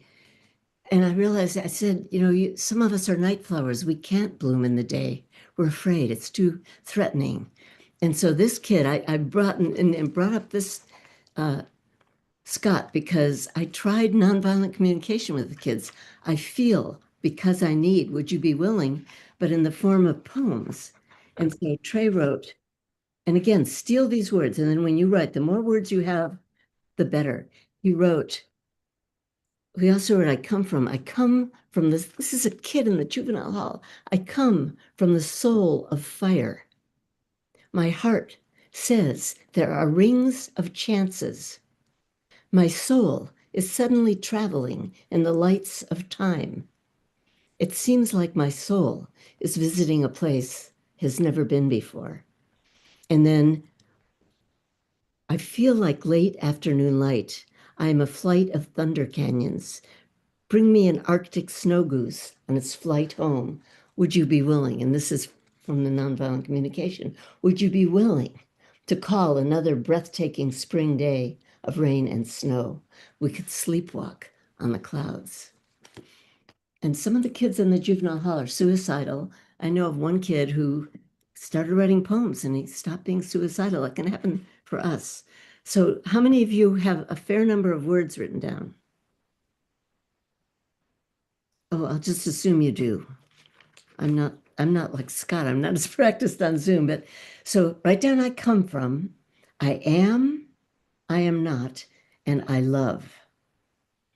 and then take some of your words. You don't have to make sense. Listening to Byrne, what's his name? David Byrne. Stop making sense.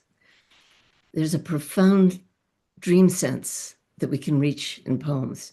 So, I come from a mind sip, baby step dialogue. These are words that Laura said. I am a rule ship drain fall. I am breaking the pattern power. I am not a sip dialogue switch. I am a clouds catch. Catch words. I love fire brats. That's collect field guides. The field guides of insects are incredible. There's a fire brat. There's the butterflies. There's an Edith's checker spot. There's a death's head hawk moth. I mean, the people naming flowers and butterflies are poets. So I love source. It's a word Laura kept saying. I love a cup dialogue. When I was in Greece, a yoga man said, hold your cup up. And it's also fun to see the words hiding inside of other words. Kids love this. Cup has up in it, spin has pin and in. Our brains are picking this up. Anyway, Susan, okay, shut up, Susan. Talking too much. Susan, it's wonderful, but we do need to get to AJ and Thomas in a moment. Yeah. So just everybody write a minute about what I gave you, and then maybe later play with it a little, and maybe later you'll read to us a little bit. Does that work, Scott? Wonderful. And I want to read a couple comments, and then there is one question. And also, I wanted to hear what Omashar was going to share. So we can kind of keep that all real tight. Lorna wants to know, do you teach poetry classes on Zoom? Yes. Aha. All right. So can you put into the chat box how people can reach you for that? You just, I'm gonna put my phone number because I lose emails, but yeah. And while you're doing that, Ayada writes, I'm loving everything Susan is sharing. So inspiring, and ideas are running freely through my mind right now, anxious to be released. Dorina Joy writes, boy, I hope I can do this. I am optimistically pronoic, interbeing, co-creating with super cool, creative, crazylicious family here now with Allegria Allegre More. That's, I think, in Italian. So you are inspiring many, many people, and we'll conclude the Susan piece with what Omashar wanted to share. Susan, so refreshing. I really love it, and especially with all we've been talking about tonight. And I first love words are momentary deities, because it is. They rise and appear, rise and fall. And so tangerine, taboo, ping, saffron, ignorant like the dawn, suddenly my mind said full of promise, wildest light and turquoise. So thank you so much, Susan. You rock. That was beautiful. It is beautiful. We are beautiful. Susan, thank you so much. This was really fun. And thanks again, Nayla, for making the suggestion. This really worked out well. And, just like Nayla suggested, Susan, if you have suggestions for people that you would like to see spotlighted, like we've spotlighted now the Wild Monk of the Mystic Monastery and Susan Woolridge and the other Susan Bloomquist. Jeffrey? Jeffrey, we've highlighted Jeffrey. So who's next? Make your suggestions. You can even put your suggestions into the chat box right now. But I am really excited because two of our favorite people are about to come and join us. And I am, of course, talking about those two gentlemen that speak from source, wearing their new matching. Look at those groovy. I want one of those. Those are the grooviest jackets I have ever seen. Thank you so much. Thank you so much. Oh my God, you guys are the best. So most of you know Thomas Workman and AJ Kavanaugh, but for all of our friends watching on YouTube and Facebook, and oftentimes people just kind of spot us and it's like, wow, this is an interesting show. So let me tell you, they are the co-founders of Speaking from Source. AJ is an Arcturian starseed born in Melbourne, Australia. and he has a profound connection to the extraterrestrial realm and ancient Egypt. His spiritual gifts emerged in childhood, leading him toward a deep understanding of higher consciousness. And in 2022, he embarked on a transformative journey to Egypt, where a special meditation inside the Great Pyramid's King Chamber activated his consciousness grid and deepened his connection to ancient wisdom. Wow, isn't that a cool way for it to happen? Now, Thomas holds a PhD in communications, and he discovered his spiritual gifts while working with a mentor in Washington, D.C. Thomas is a lifelong learner, currently completing a doctorate in theocentric psychology. There's a good word for you, Susan. Expanding his knowledge of the mind, spirit, and higher consciousness. Now, what I love is you two are providing two very diverse and wonderful ways that we can wake up. So I am grateful for how you guys have woken up and shared your gifts and your wisdom. And they, of course, bring in wonderful channels. So let's just start with your non-channel selves, the two human beings or the two spiritual beings having a human experience. What would you like to share with our audience about kind of your process of awakening? Well, there's no time like the present. And this is an amazing time right now because if you're an empath, you're opening up to so many experiences. You're having so many sensations out there, and you're reading much more deeply into things and into other people than you perhaps ever have before. And the guides have so much that they're sharing with us. Tom and myself, we do a weekly channel session just for us to get the insight from the guides to help them share with us. And we love to share them every month too with our Live with the Guides online channeling that we do for everyone, as well as our own Circle of Light community. So there is so much just bubbling to the surface right now. I'm really kind of amazed at this show tonight because really there's been a number of themes that have run through about really owning this yourself and seeing this as internal versus external. That's a big change for us because we're really so used to thinking externally. It's why we complain about the economy, the government, and it's all external. And so this movement, this awakening towards our internal self, our soul, and really understanding our soul, I think, has been an important lesson we've learned from the guides. Yeah, it's interesting. The guides often say, you humans, you love your drama, and it's even what we call entertainment. We call entertainment drama, but wouldn't it be lovely? And I know, Scott, you feel this, and I know Amishar feels this, and I know the Awakening World community feels this as well. Wouldn't it be lovely to say, I love my love. I love the connections I have with my brothers and sisters and with planet Earth and my animals and everything like that. And to get invested in that. And that's what we call the shift. That is the transcendence. That we're right on the precipice of right now. And that's where our focus needs to be. Yeah, I'll tell you one other thing that really struck me that the guides have been teaching us all along, and they've been sharing it with everyone we let them share too, or we're given the opportunity to share with. And that's it. This is really about joy. And so a really great way to think about all of this is, what's the connection to my joy?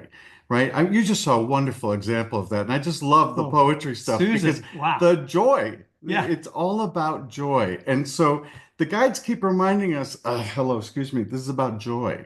That this isn't about arduousness. This isn't about some rough awakening. This isn't about struggling through till you figure it all out and everything changes.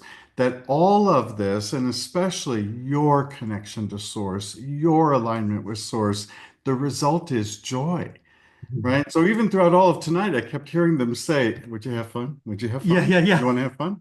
Yeah. Having some fun. Yeah. It's so funny because the guides say that the lessons we learn from joy are equally important and equally as valid as the lessons we might learn in pain or suffering or denial or anything like that. And they give us the question, they say, which would you rather choose? Right. And You guess know? what? Ascension is going to be joyful. I think sometimes we think Ascension is going to be this tremendous, Rude awakening. rude awakening, or it's going to be somehow a higher self where we've lost joy. No, no, no. No. It's all about joy. We're going to beam joy. And joy is really what enables us to unconditionally love. Yes, and it's going to encircle the planet. Once that fire starts, it's going to be contagious and wonderful. It's really going to be something. So I know that people often say, well, how can I embrace joy? That's really selfish considering all the pain in the world, what's happening and, the suffering, so what's your response to that? Or what have the guides said about I'll that? tell you what the guides say, because what AJ and Tom say is probably not half as profound. But what the guides often say, because they do hear this a lot, is you cannot be hungry enough to help the hungry. You cannot be in enough pain to help those who are in pain. That there's not a reciprocal nature to this. That's our guilt. That's our ego that says to us, gosh, somebody else is unhappy, so I should be unhappy. Where the exact opposite is the case. You have a light. In fact, the guides say that you are a great beam of light. You are a lighthouse of light. And being a lighthouse of light, being in your full joy, is exactly how you're going to contribute to the planet. Yeah, and it's like a smile. When someone gives you a smile or an unconditional hug, you feel it, you take it in, and you can't help but smile back. It's that sort of contagiousness, if you will, because your higher self meets you at that frequency. It's really quite something. Beautiful. What else would you guys like to share, tonight? And you guys are on fire, by the way. I'm really appreciating we would love to have the guides speak, and we'd love maybe you or your audience to ask some questions of the guides. Yeah. If you've got some time, we can step right into that. We can have Tom do a brief alignment meditation with everyone, and then bring the guides in to answer all those questions. And there's no question too large or too small for the guides. And Okay, so everybody, especially about this subject, about ascension, about what's disclosure, about all of it. They're keen to all of that because it's where we're living. And again, vibes are pretty high already here. So let me just get us to focus in together. Yeah, and real quickly, before you do that, I want to read a couple comments that have come in and invite people to put your questions in the chat box. Yeah, please. Joe Craig writes, let joy interrupt you. Yeah. Saw a webinar on divine energy this week through Humanity's team, and it focused on us staying inside, not relating externally, but shining our light and love with Source, the secret of happiness. Yeah. I love the love I feel from AJ and Tom. Oh, we love you too. Thank you. Nayla writes, I sense many more dimensions to be opened. Doug May writes, stepping into our love and joy as the best way to steer ourselves through these delightfully dramatic changes. Thank you, Tom and AJ. We would agree. Blake writes, yes, let joy wrap your soul in its warm embrace. Zach just writes joy with about 7 Y's at the end. And Ayada is enjoying the show very much tonight. So there we go. Okay, take it away, guys. All right, let me get us all sort of aligned a little bit here. I'm going to ask everyone, please, to take 3 deep breaths in and out. In and out. In and out. And continue your breathing at this little bit slower pace, really allowing yourself to enjoy the deliciousness of the air that goes in and out of your body without any effort, any thought on your part, filling every cell, feeding every one of your cells with life force. Allow yourself to continue to feel Earth's energy as she comes up from your feet and your seat, as she holds you steady with her gravity, always holding you firm, always filling her nurturing energies into your body. as your crown chakra allows in the energies of the divine. Nice big open crown, allowing in all the energies of beautiful violet silver light that joins with the energies of earth and connects together as above, so below. Now we open our third eye together. We all have a third eye to reach out into the etheric realm, to meet our guides wherever they are. And so I encourage you to look out as we call forward our beautiful guides and your beautiful guides, asking for them to share their wisdom, asking them to provide the answers that are necessary for you to live a life of joy. We invite them and thank them. We ask for them to enable AJ and I to communicate your messages clearly and concisely for the greatest and highest good of those who are listening. Indeed, dear ones, we are grateful for this opportunity of communion with you today and to share in your energies. And we wish to provide to you perhaps but a glimpse of our recognition of what beautiful, special jewels, lights that you are, that we see in you, for you to have an idea of your capacity, your essential place in the transformation of consciousness at this time on the planet. For your incarnation now is intentional, and you're coming into your own awareness of your role at this time is essential. But first, dear one, start with yourself. Start with a recognition of your own light, forgiveness, if you will, and allow any occlusions of self-doubt about Source's love for you and your place in the universe to evaporate as you shine out as beacons, as you shine out as points of light, as contrast in these dark times for others to find and to follow and to share. Dear ones, we watch you as you beat yourselves up. And we wish for you instead to feel the love that Source has for you. For it is not based upon performance. It is not based upon a right or a wrong choice. Do you know that your incarnation is all choice? It is all constant and consistent choices, none of which are good, none of which are bad, all of which are there for your learning, for your knowledge, for your clarification of what it is that you desire. You have heard us say to you before, and we shall say often, that it is the time now for you to simply allow you to set your desires, for they are magic. They have the ability to form, and all that is needed is for you to become clear, perhaps even just for a moment. For your desires will change, they will grow. Circumstances will occur that will clarify them, that will change them. There is no right or wrong, and so no beating yourself up, for there is nothing that you can do that is wrong. Indeed, dear ones. And so at this time, we wish to share your energies and to experience your frequency and vibration through answering your questions of us tonight.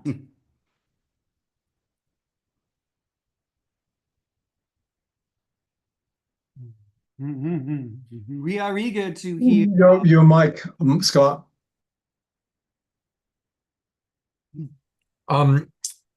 We talked earlier with Laura about the bifurcation. What do the guides have to say about that? We do not care for the term timeline. We find it too linear. And you perhaps have noticed by now, much is not linear. In fact, much moves in chaotic ways. but purposefully. For there is no straight line. We shall say to you that you always choose your experience. We shall say this again, for it is important for you to understand there is not one great decision that you are making this pathway or this pathway, for you are jumping back and forth on a regular basis until you are clear about what it is that you want. For words do not teach, experience teaches. And so, as you experience in each timeline, in each experience that you have, you decide more and more, this is what I prefer. This is what I prefer. It was said earlier this evening, we heard the words that it is how much you are able to take. Let us correct this just a little bit by saying it is how much you are willing to take on. For listen carefully to fear, for fear stops always, even those things that you desire.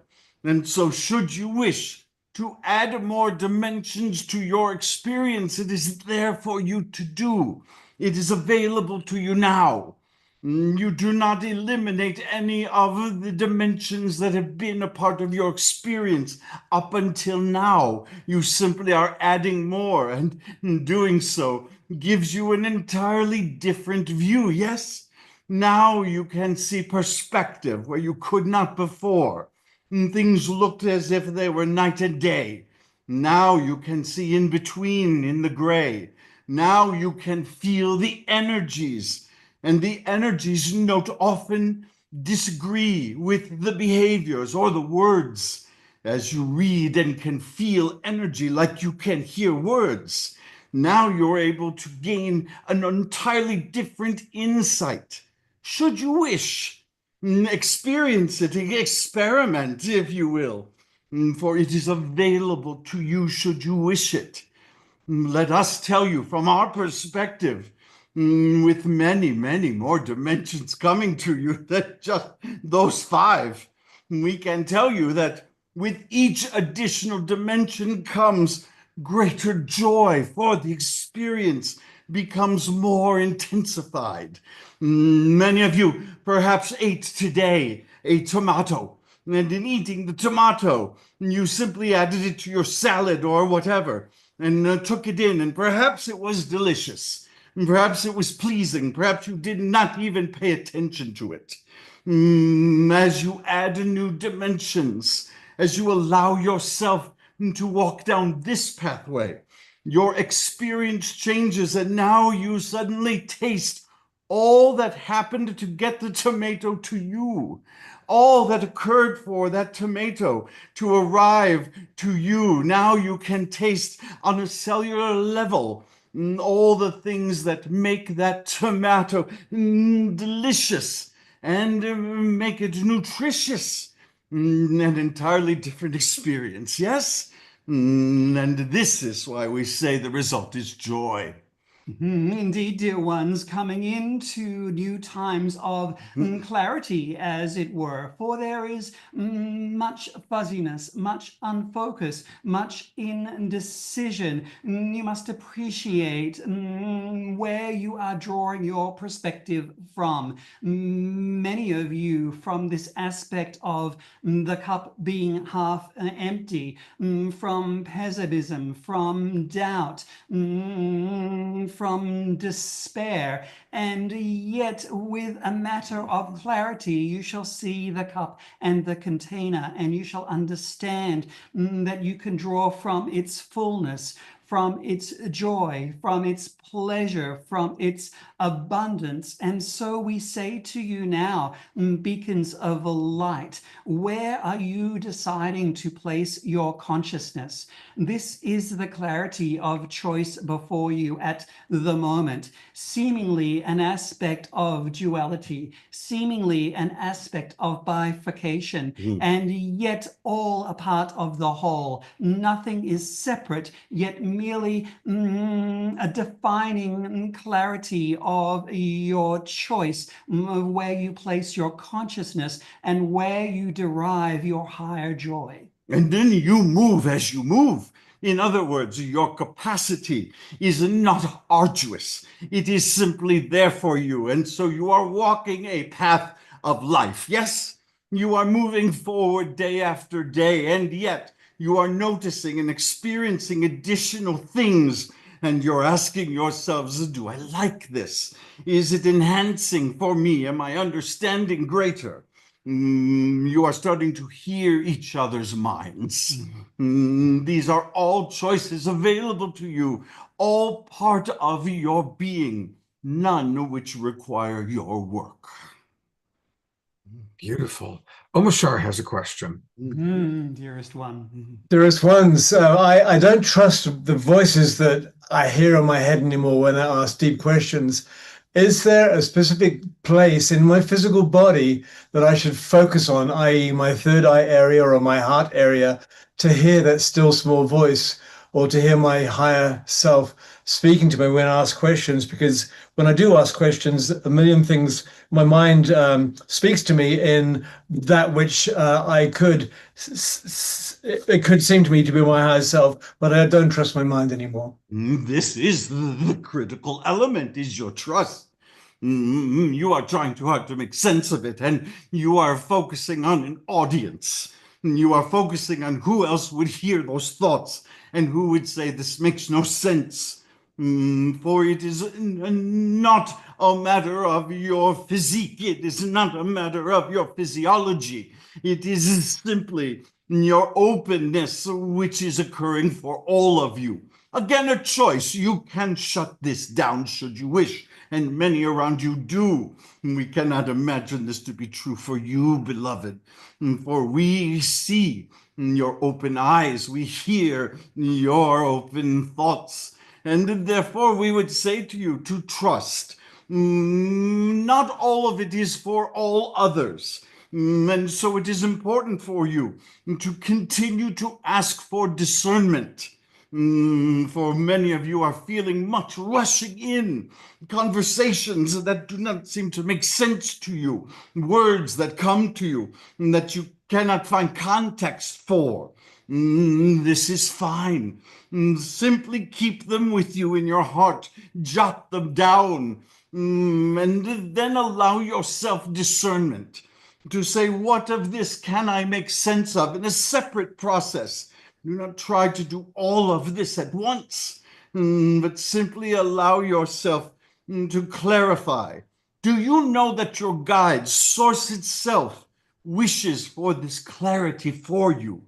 And so continue to ask them to make clear all these thoughts, to find direction, but not to respond to an audience, not because it will do something for someone.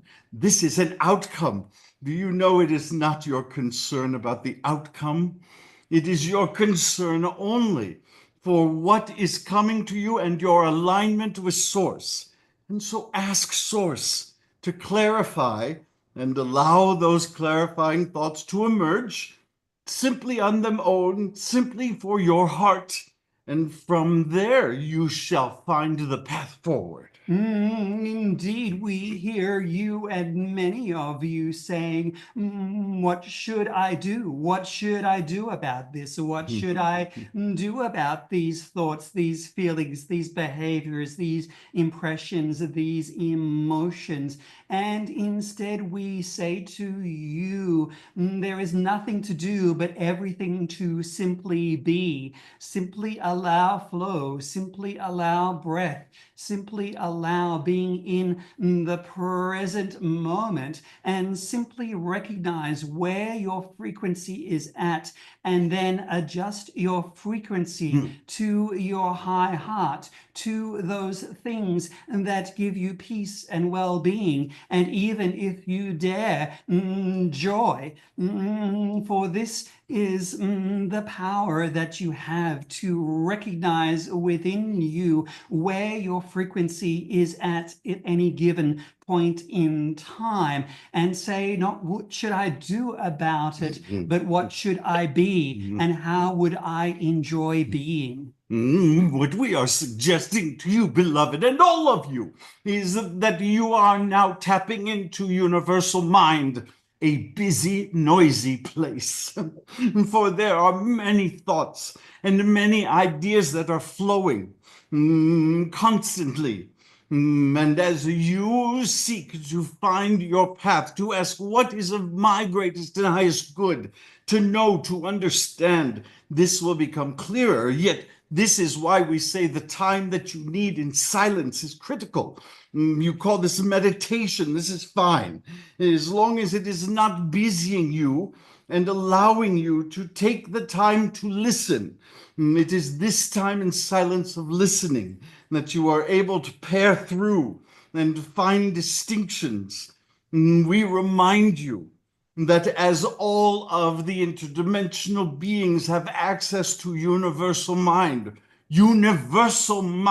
beloveds, not just the mind of humans, but the minds of the universe and all that is going on in thought across the universe, that in fact there is great joy and not hard work. And so as you enter this consciousness, believing that you must do work, then you have already thrown yourself out. And so allow yourself to simply trust and to simply enjoy and to listen for choruses. Many different voices are singing to you, allowing you in to the larger conversation that is occurring. We wish to speak of this for a moment for you, for as we have been talking about ascension throughout the entire evening, we wish to remind you that this preparation you are hearing about throughout the evening is essential. The time that you spend in practice so that you can quiet your mind, so that you can listen through, so that you can work from fear to joy is exactly the work for you to be doing now. It is exactly, we say work, it is not work. It is a simple joy, it can be play. When you allow yourself to simply say, I have access to new conversations. Allow me to listen without fear, with pure joy, for I shall find there fragments of my own heart and my own mind being added into the mighty stream. We say, let the river run, let it flow, for you are a part of it all. Indeed, dear one, and as an added gift to our dear Omasha, we shall add a musical reference for you, dear one, and we say simply to you to let the sun shine in.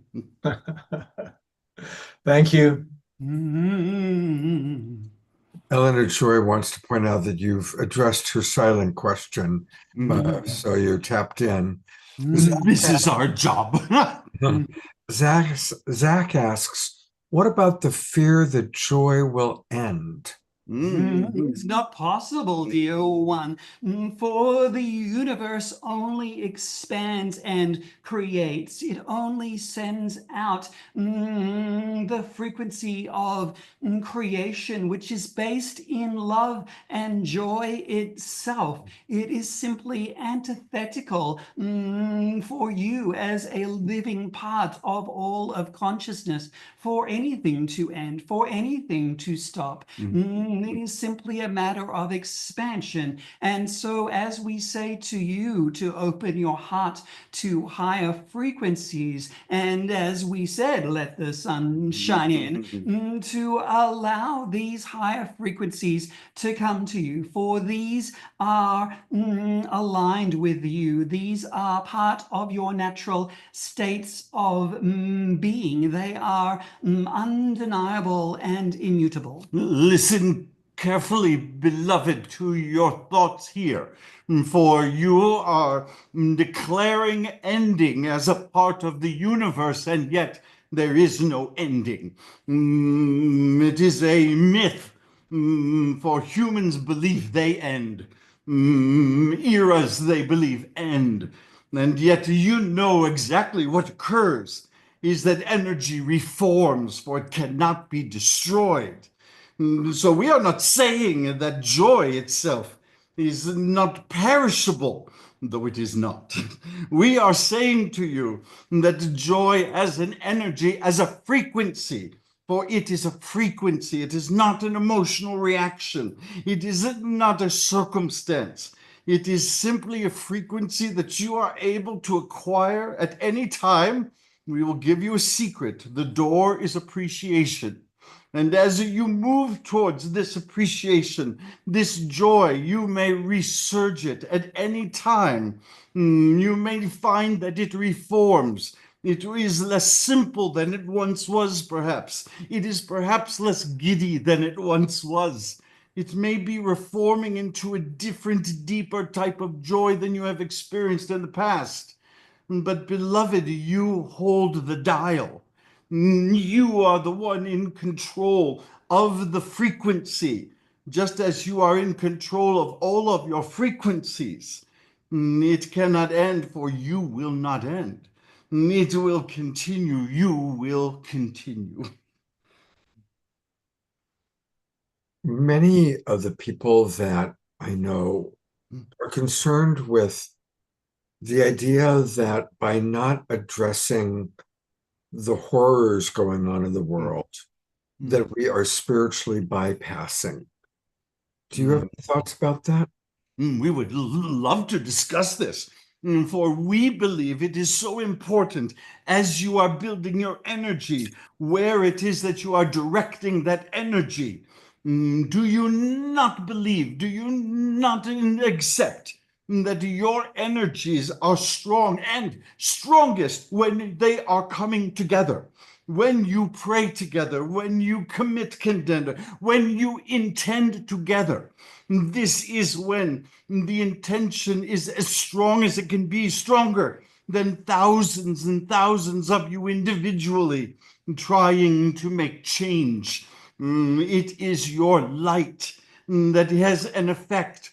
You know this, for you have seen yourself or others walk into a room with a vibration that changes the entire room, yes? You have seen a room brighten and come alive when a vibration is high, without a word, without an action. You have seen when the opposite is true, a very low vibration brings the room down, sucks the air out of the room, as you say. This power of yours, it is a power. It is your light. It is a part of your soul. Now, some of your lights are weak only because you are not returning to the energy source. This is so easy for you to do. For source is source. There is no mistake in this word. Source is the source of all of this frequency. And so as you align to source, as you listen to source, as you align your thoughts towards source and its nature, then you shall find that you have far greater power to emit your light, and it has a far greater effect than you have come to believe, not just for yourself, but for all those around you. And so we would encourage you to come together in groups, especially, though you may do this on your own, it is more powerful in groups. Come together and set an intention. I intend for this to occur in this country. I intend for this to occur in this city. I intend for the greatest and highest good. I shine our collective light towards this. And then we encourage you to watch, perhaps not immediately, but soon. And as more and more of you do this, this power grows. This is the point of your awakening. It is that you can change your planet by coming together and agreeing upon the greatest and highest good of all. And so, no, it is not wise for you to ignore. You should not look away from the horrors, as you call them, that is occurring around the world. You should shine your light. You should shine your light. And we encourage you to do so together, for your light is so powerful when you shine it together. Indeed, dear ones. Put simply, we remind you that darkness and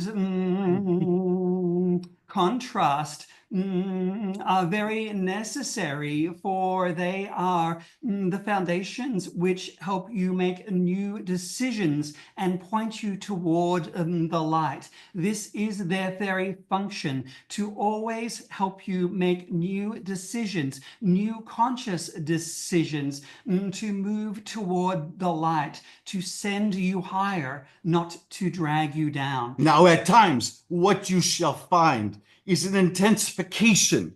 There are many of you who are intending for a change in your government, and you are seeing an intensification in your government. This is moving the boil to a bursting point, as I believe you have heard already this evening.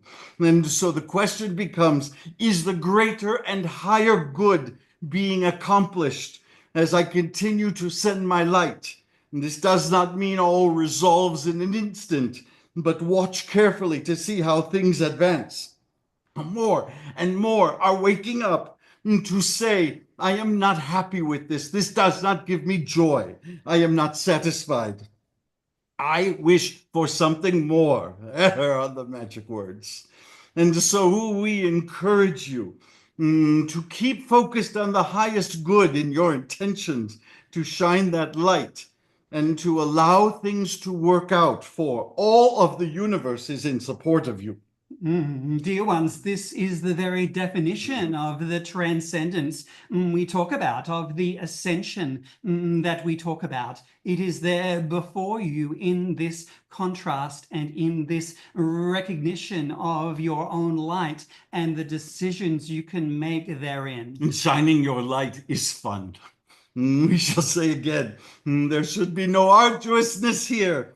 Come together as a group and shine your light, laughing your way through, for the power that you are realizing you have is the source of great joy. A question that's connected to what you just have shared from Celeste. She asks, so would you give the holistic and spiritual communities permission to celebrate No King's Day with joy for small d democracy and capital D for divinity? We would encourage you to enter everything with joy. This does not mean you cannot add your voice, but we would encourage you to go to such events, not with a fist raised, not trying to make a point, for no one is listening to this point, we are sorry to say to you. Your power, as you come together, is exactly what we are speaking of. It is collective intent. And so you come together with your fellow citizens and you say, we envision something better. We envision something best. Now, this is an important point we wish to make to you. For some of you go to these events to complain.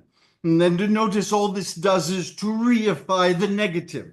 All it does is to say, this is bad. And so all that the universe can hear is more bad. They keep talking about bad.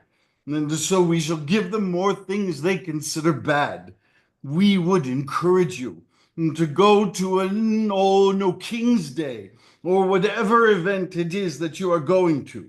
And instead to say, we see something better.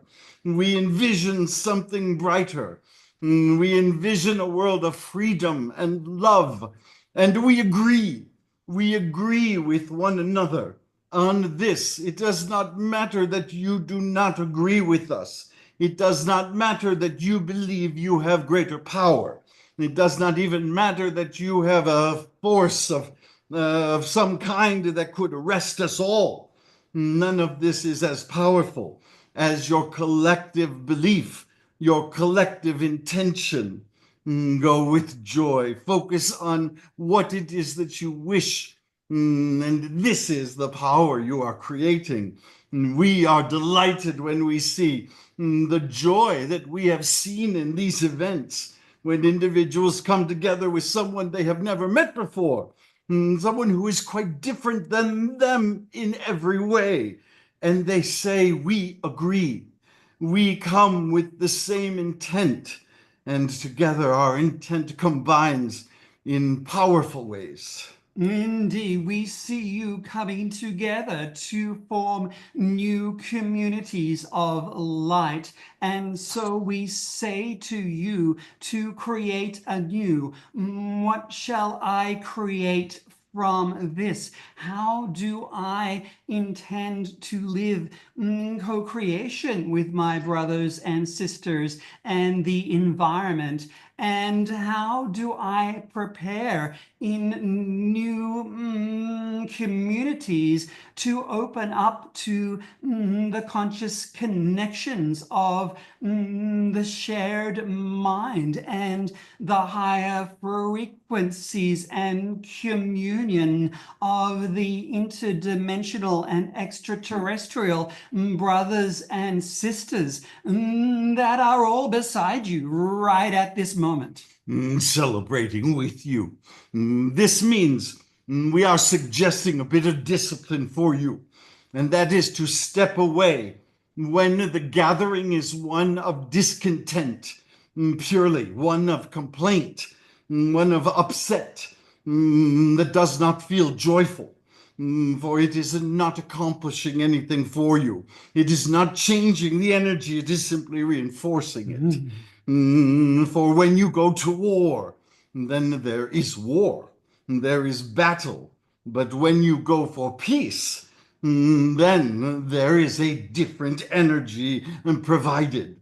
We would encourage you towards this direction. Dear ones, this is the promise of America that is before you at this time. As you gather in light, as you gather in consciousness, a massive statement, a massive declaration shall be made in the forming and structuring of something new that has been decided in light, not in opposition. And see how across the entire planet similar things are happening, similar forms of awakening are occurring.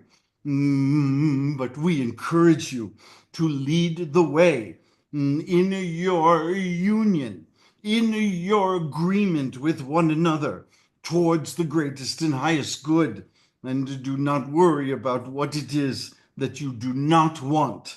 Simply focus on what it is that you wish. Look to your Lady Liberty, dear ones, who steps forward with her arm raised and her beacon of light held aloft. That is such wonderful advice, gentlemen. Thank you so much. I absolutely agree. It's about what do we want to create and holding the highest vision and shining the light of our love on our positive vision for the new earth, for the awakening world, as opposed to putting our attention into complaining or making wrong. I could not agree more. And I so appreciate how eloquently and beautifully you've spoken all of that. Thank you. And here is why, beloved, you are sitting in front of the microphone, yes? Why you have been given responsibility to share messages with so very many. We shall say to all of you, you are doing far greater than you give yourselves credit. And so we encourage you, no more concern over mistakes or slow growth. Simply allow yourself to move forward with what you have been given, what you are finding, and ask for more, ask for more. But in all of this, know how deeply you are adored by Source, how deeply you are adored by the universe. For many of you still think that your extraterrestrial brothers and sisters, those from other civilizations, are already mad at you. They are not. They instead see the potential and know who you are and who you can be. And they await to have the interaction with you. They await to embrace you. The universe wishes to embrace you and not reject you. We leave you with this encouragement, and with this we are complete.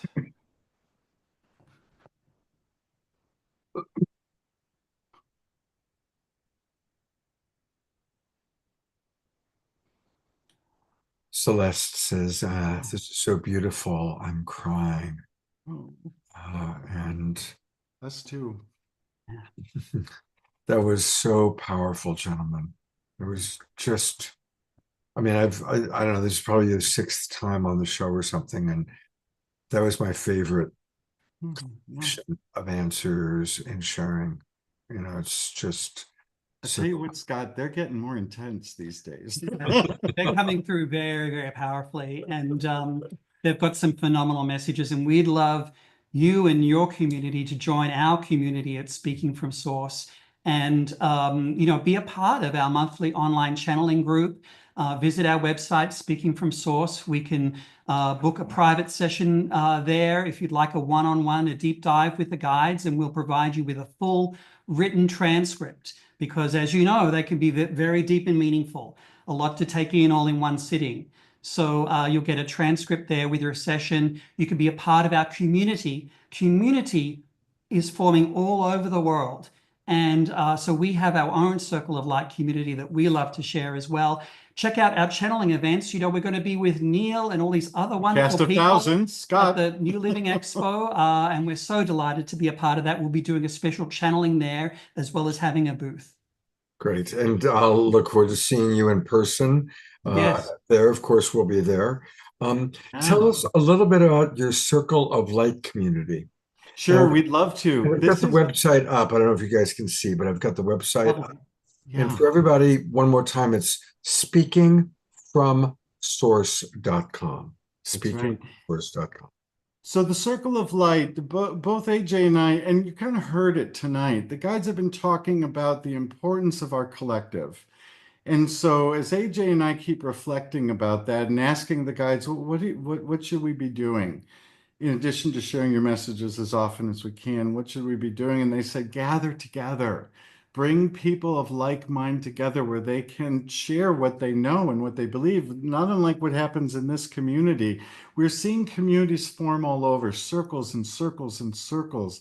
And so we wanted to form a circle as well. And the idea is to provide support, to let people have a place where they can come together and not have someone think they're crazy and not have someone to think they're talking a foreign language, and just an opportunity to be part of a larger group. So yeah, and also, to discuss the principles of the guides that they're bringing forward, like joy, that it's not just an exchange or an emotion, but it's a frequency. And that once we, more of us, reach that level of joy, higher frequencies will become available to us as well. When you look at humans in our smelling senses and you look at dogs and their olfactory skills, they've got 150 times more sensing ability in their smell than we have. And it just goes to show that there is more available to us. We see it in other species that is coming.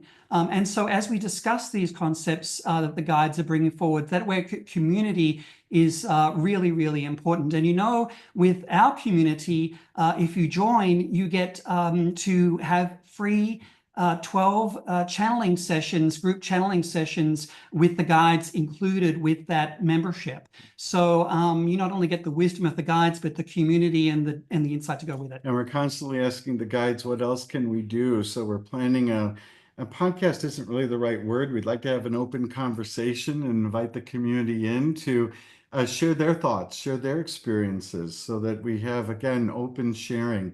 As you've heard how important that is. This is a beautiful community. In fact, we love coming to this community, and we want to thank you for letting us come, because the community is really important right now. Yeah, well, thank you.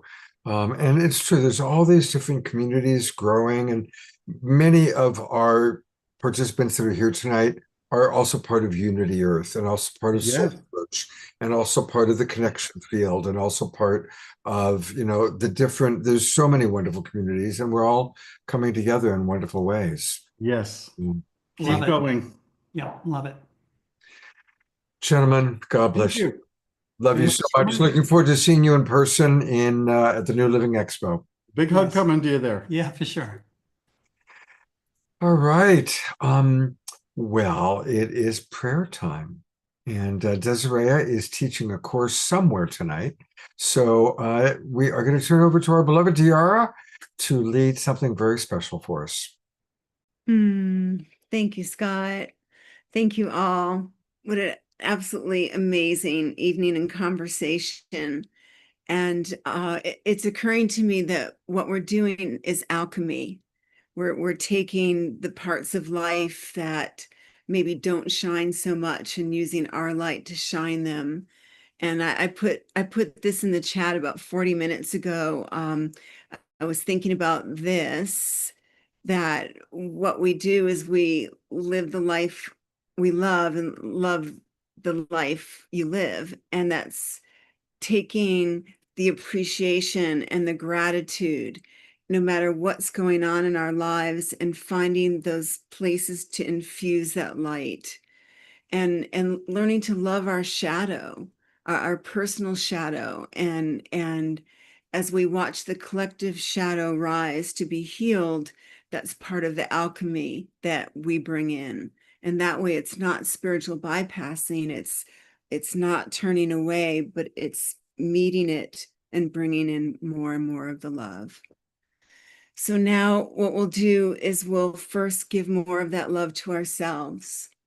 And any way that you can, just finding that joy inside yourself and amplifying that, having that grow,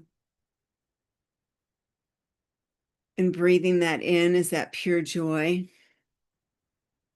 and raising that vibration, and looking around and finding one thing that you love, either inside or outside. And as we're doing that, we're inviting other people, other places, other energies into this sacred container, and we're infusing them with our light and our love. Just as was said, when we walk into a room beaming, it just automatically raises the vibration. And within this spiral of joy, we infuse healing for those in our Zoom room that have been going through some physical things, and healing for our beloved Vivian, who we're going to hear from in a little bit. And just loving, loving, loving. And when that dissipates and we feel those other energies come in, loving them too. It's all a part of being human. It's all a part of raising our collective vibration. And in order to achieve the level of integrity that we need to be telepathic with each other, to instantly know each other's souls, we have to clear everything that's in the way to achieve this clear sight, to be the love and to be the joy. And so sending this love in, I'm reading some of these requests in the chat. Requesting love,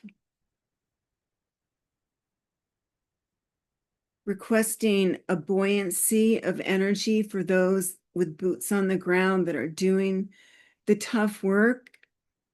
Like, all those parts are needed, all those jobs are needed. Those who are raising those from the lowest vibration up, or inviting them to step into the light, perhaps a better way to say. And for those of us that can feel the ebb and flow of these energies, to notice, acknowledge what's denser, heavier, and then reach out and bring that joy in. It's like bypassing the mind to go back to the heart. And so we send out love and light. We do bless Scott for his position, for having been asked to hold the space for so many of us, more than we can ever know. And for each other, and how we love each other and support each other. And so enjoy, I say, and so it is. And so it is. I want to have a send special love to Scotty Satori.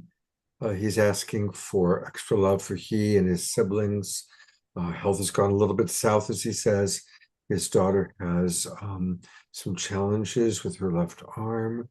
So we love Scotty Satori. So maximum grace for Scotty, his daughter, and they are very much in service. So we need them to be healthy and strong. So maximum grace.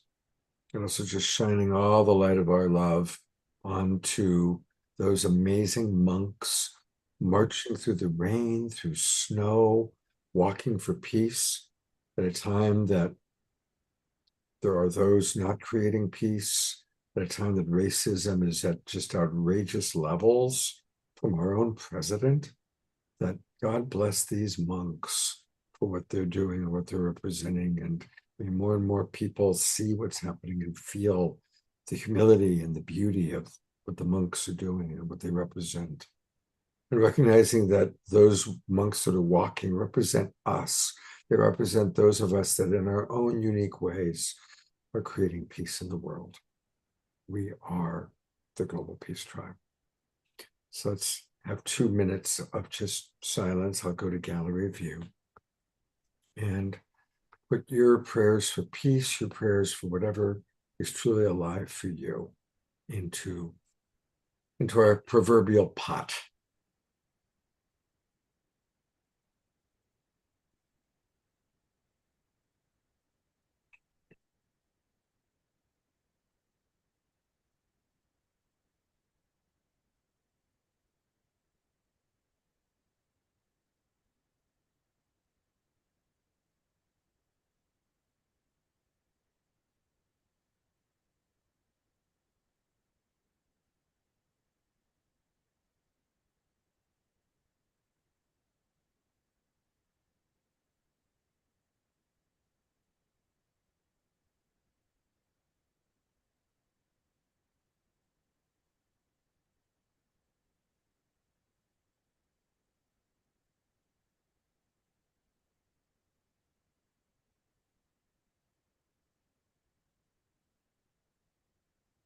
Maximum grace for all. Maximum grace for all.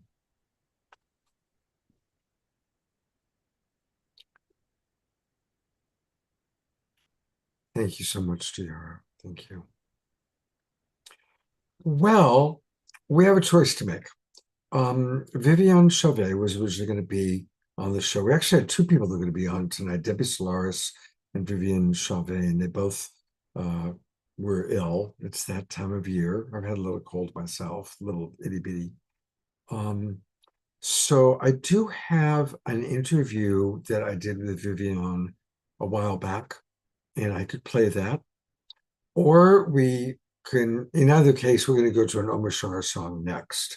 The question that I'd like feedback from is Omashar song and then good night, or Omashar song and play the Vivian Chauvet video. So if the majority wants me to play the video, I will do that. And if people are ready to call it a night after Omashar time, that's what we will do. So please put in the chat box your honest preference, and I will read what you write while beloved Omashar plays our third and final song for the evening.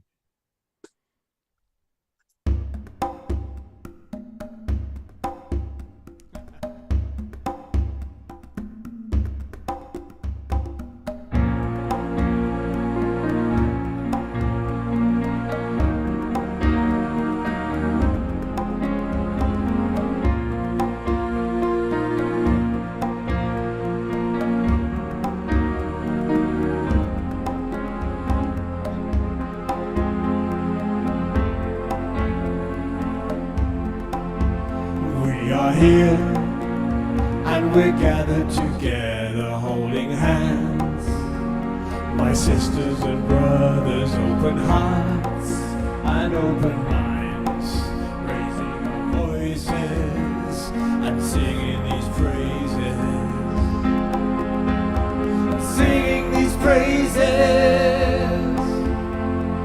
Earth my body, water my blood, air my breath and fire my spirit. Earth my body, water my blood, air my breath and fire my spirit.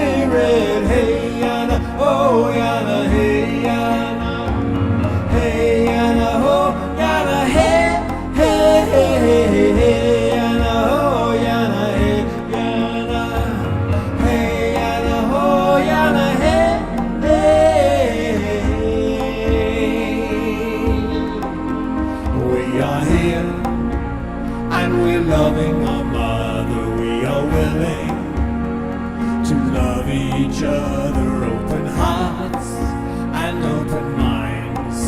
We raise our voices and sing these praises. We sing these praises.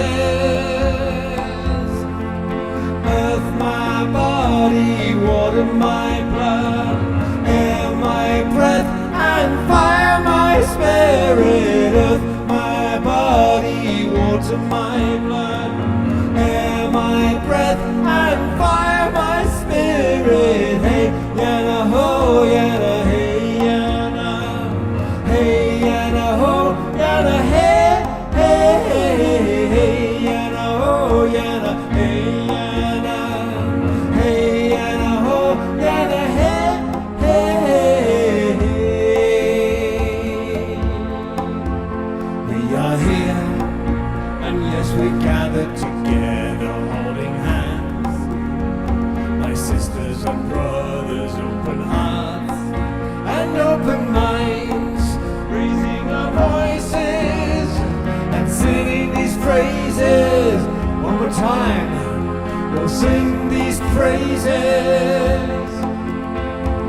Earth, my body, water, my blood, air, my breath, and fire, my spirit. Earth, my body, water, my blood, air, my breath, and fire, my spirit. Hey, yana ho, yana hey, yana, hey, yana ho, yana hey, hey, hey, hey, yana ho, yana hey, yana, hey, yana ho, yana hey, hey, hey.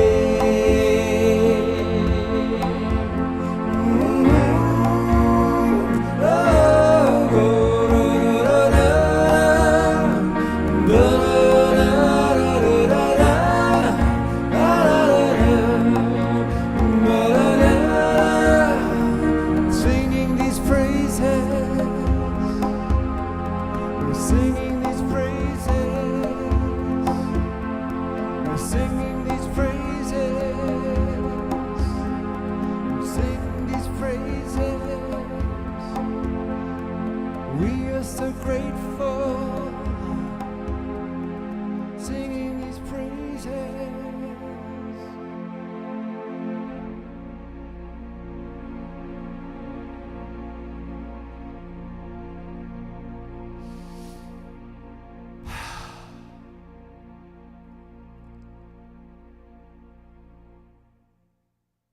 Thank you, Amashar.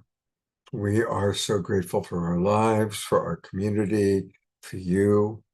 Thank you. Thank you. I have tabulated the votes. The evening is about to come to an end. That certainly was the majority. Honestly, I'm a bit relieved. I haven't had dinner and I'm ready for that. So thank you, everybody, for a beautiful show. Coming up on Wednesday night will be our annual preview of another show coming up, Suzanne Ross's Sedona Ascension Retreat. We've got some really fun guests lined up for that. And I really want to highlight our show for a week from tonight, which will be Valentine's night. And we got a very, very special show. Laura Rose and Emmanuel Kunstmann are the founders of the Holo Movement. And Rico is their executive director, and they're going to be really sharing some wonderful stuff. And we're going to do something we haven't done in a long time. We're going to go into breakout rooms. And in breakout rooms, we're going to all kind of share and converse with each other. So it's going to be a very interactive show. We also are going to catch the latest with our friends Liam, who had the heart transplant, and Heidi. And Kristen Hoffman will be my co-host. She'll be with us live. And of course, Omashar will be with us. And also we're going to have an amazing woman, Scarlett Lewis, whose son was murdered as part of the Sandy Hook massacre. And she has responded to the most horrible thing that can happen to a person by creating a foundation that's all about spreading love. She's an extraordinary person with an amazing heart. So we're going to really be looking at love from many different angles, not just romantic love. Um, you know, we think of Valentine's Day and we only think of love as couples. Well, many of us are single. So we're going to look at love in many, many forms, whether it's creative expression like Omashar and Kristen do through their music, creating community, creating organizations, being of service. The many different forms of love is what we're going to be celebrating. And we are going to open it up. So this is a great show to bring people to, invite people to.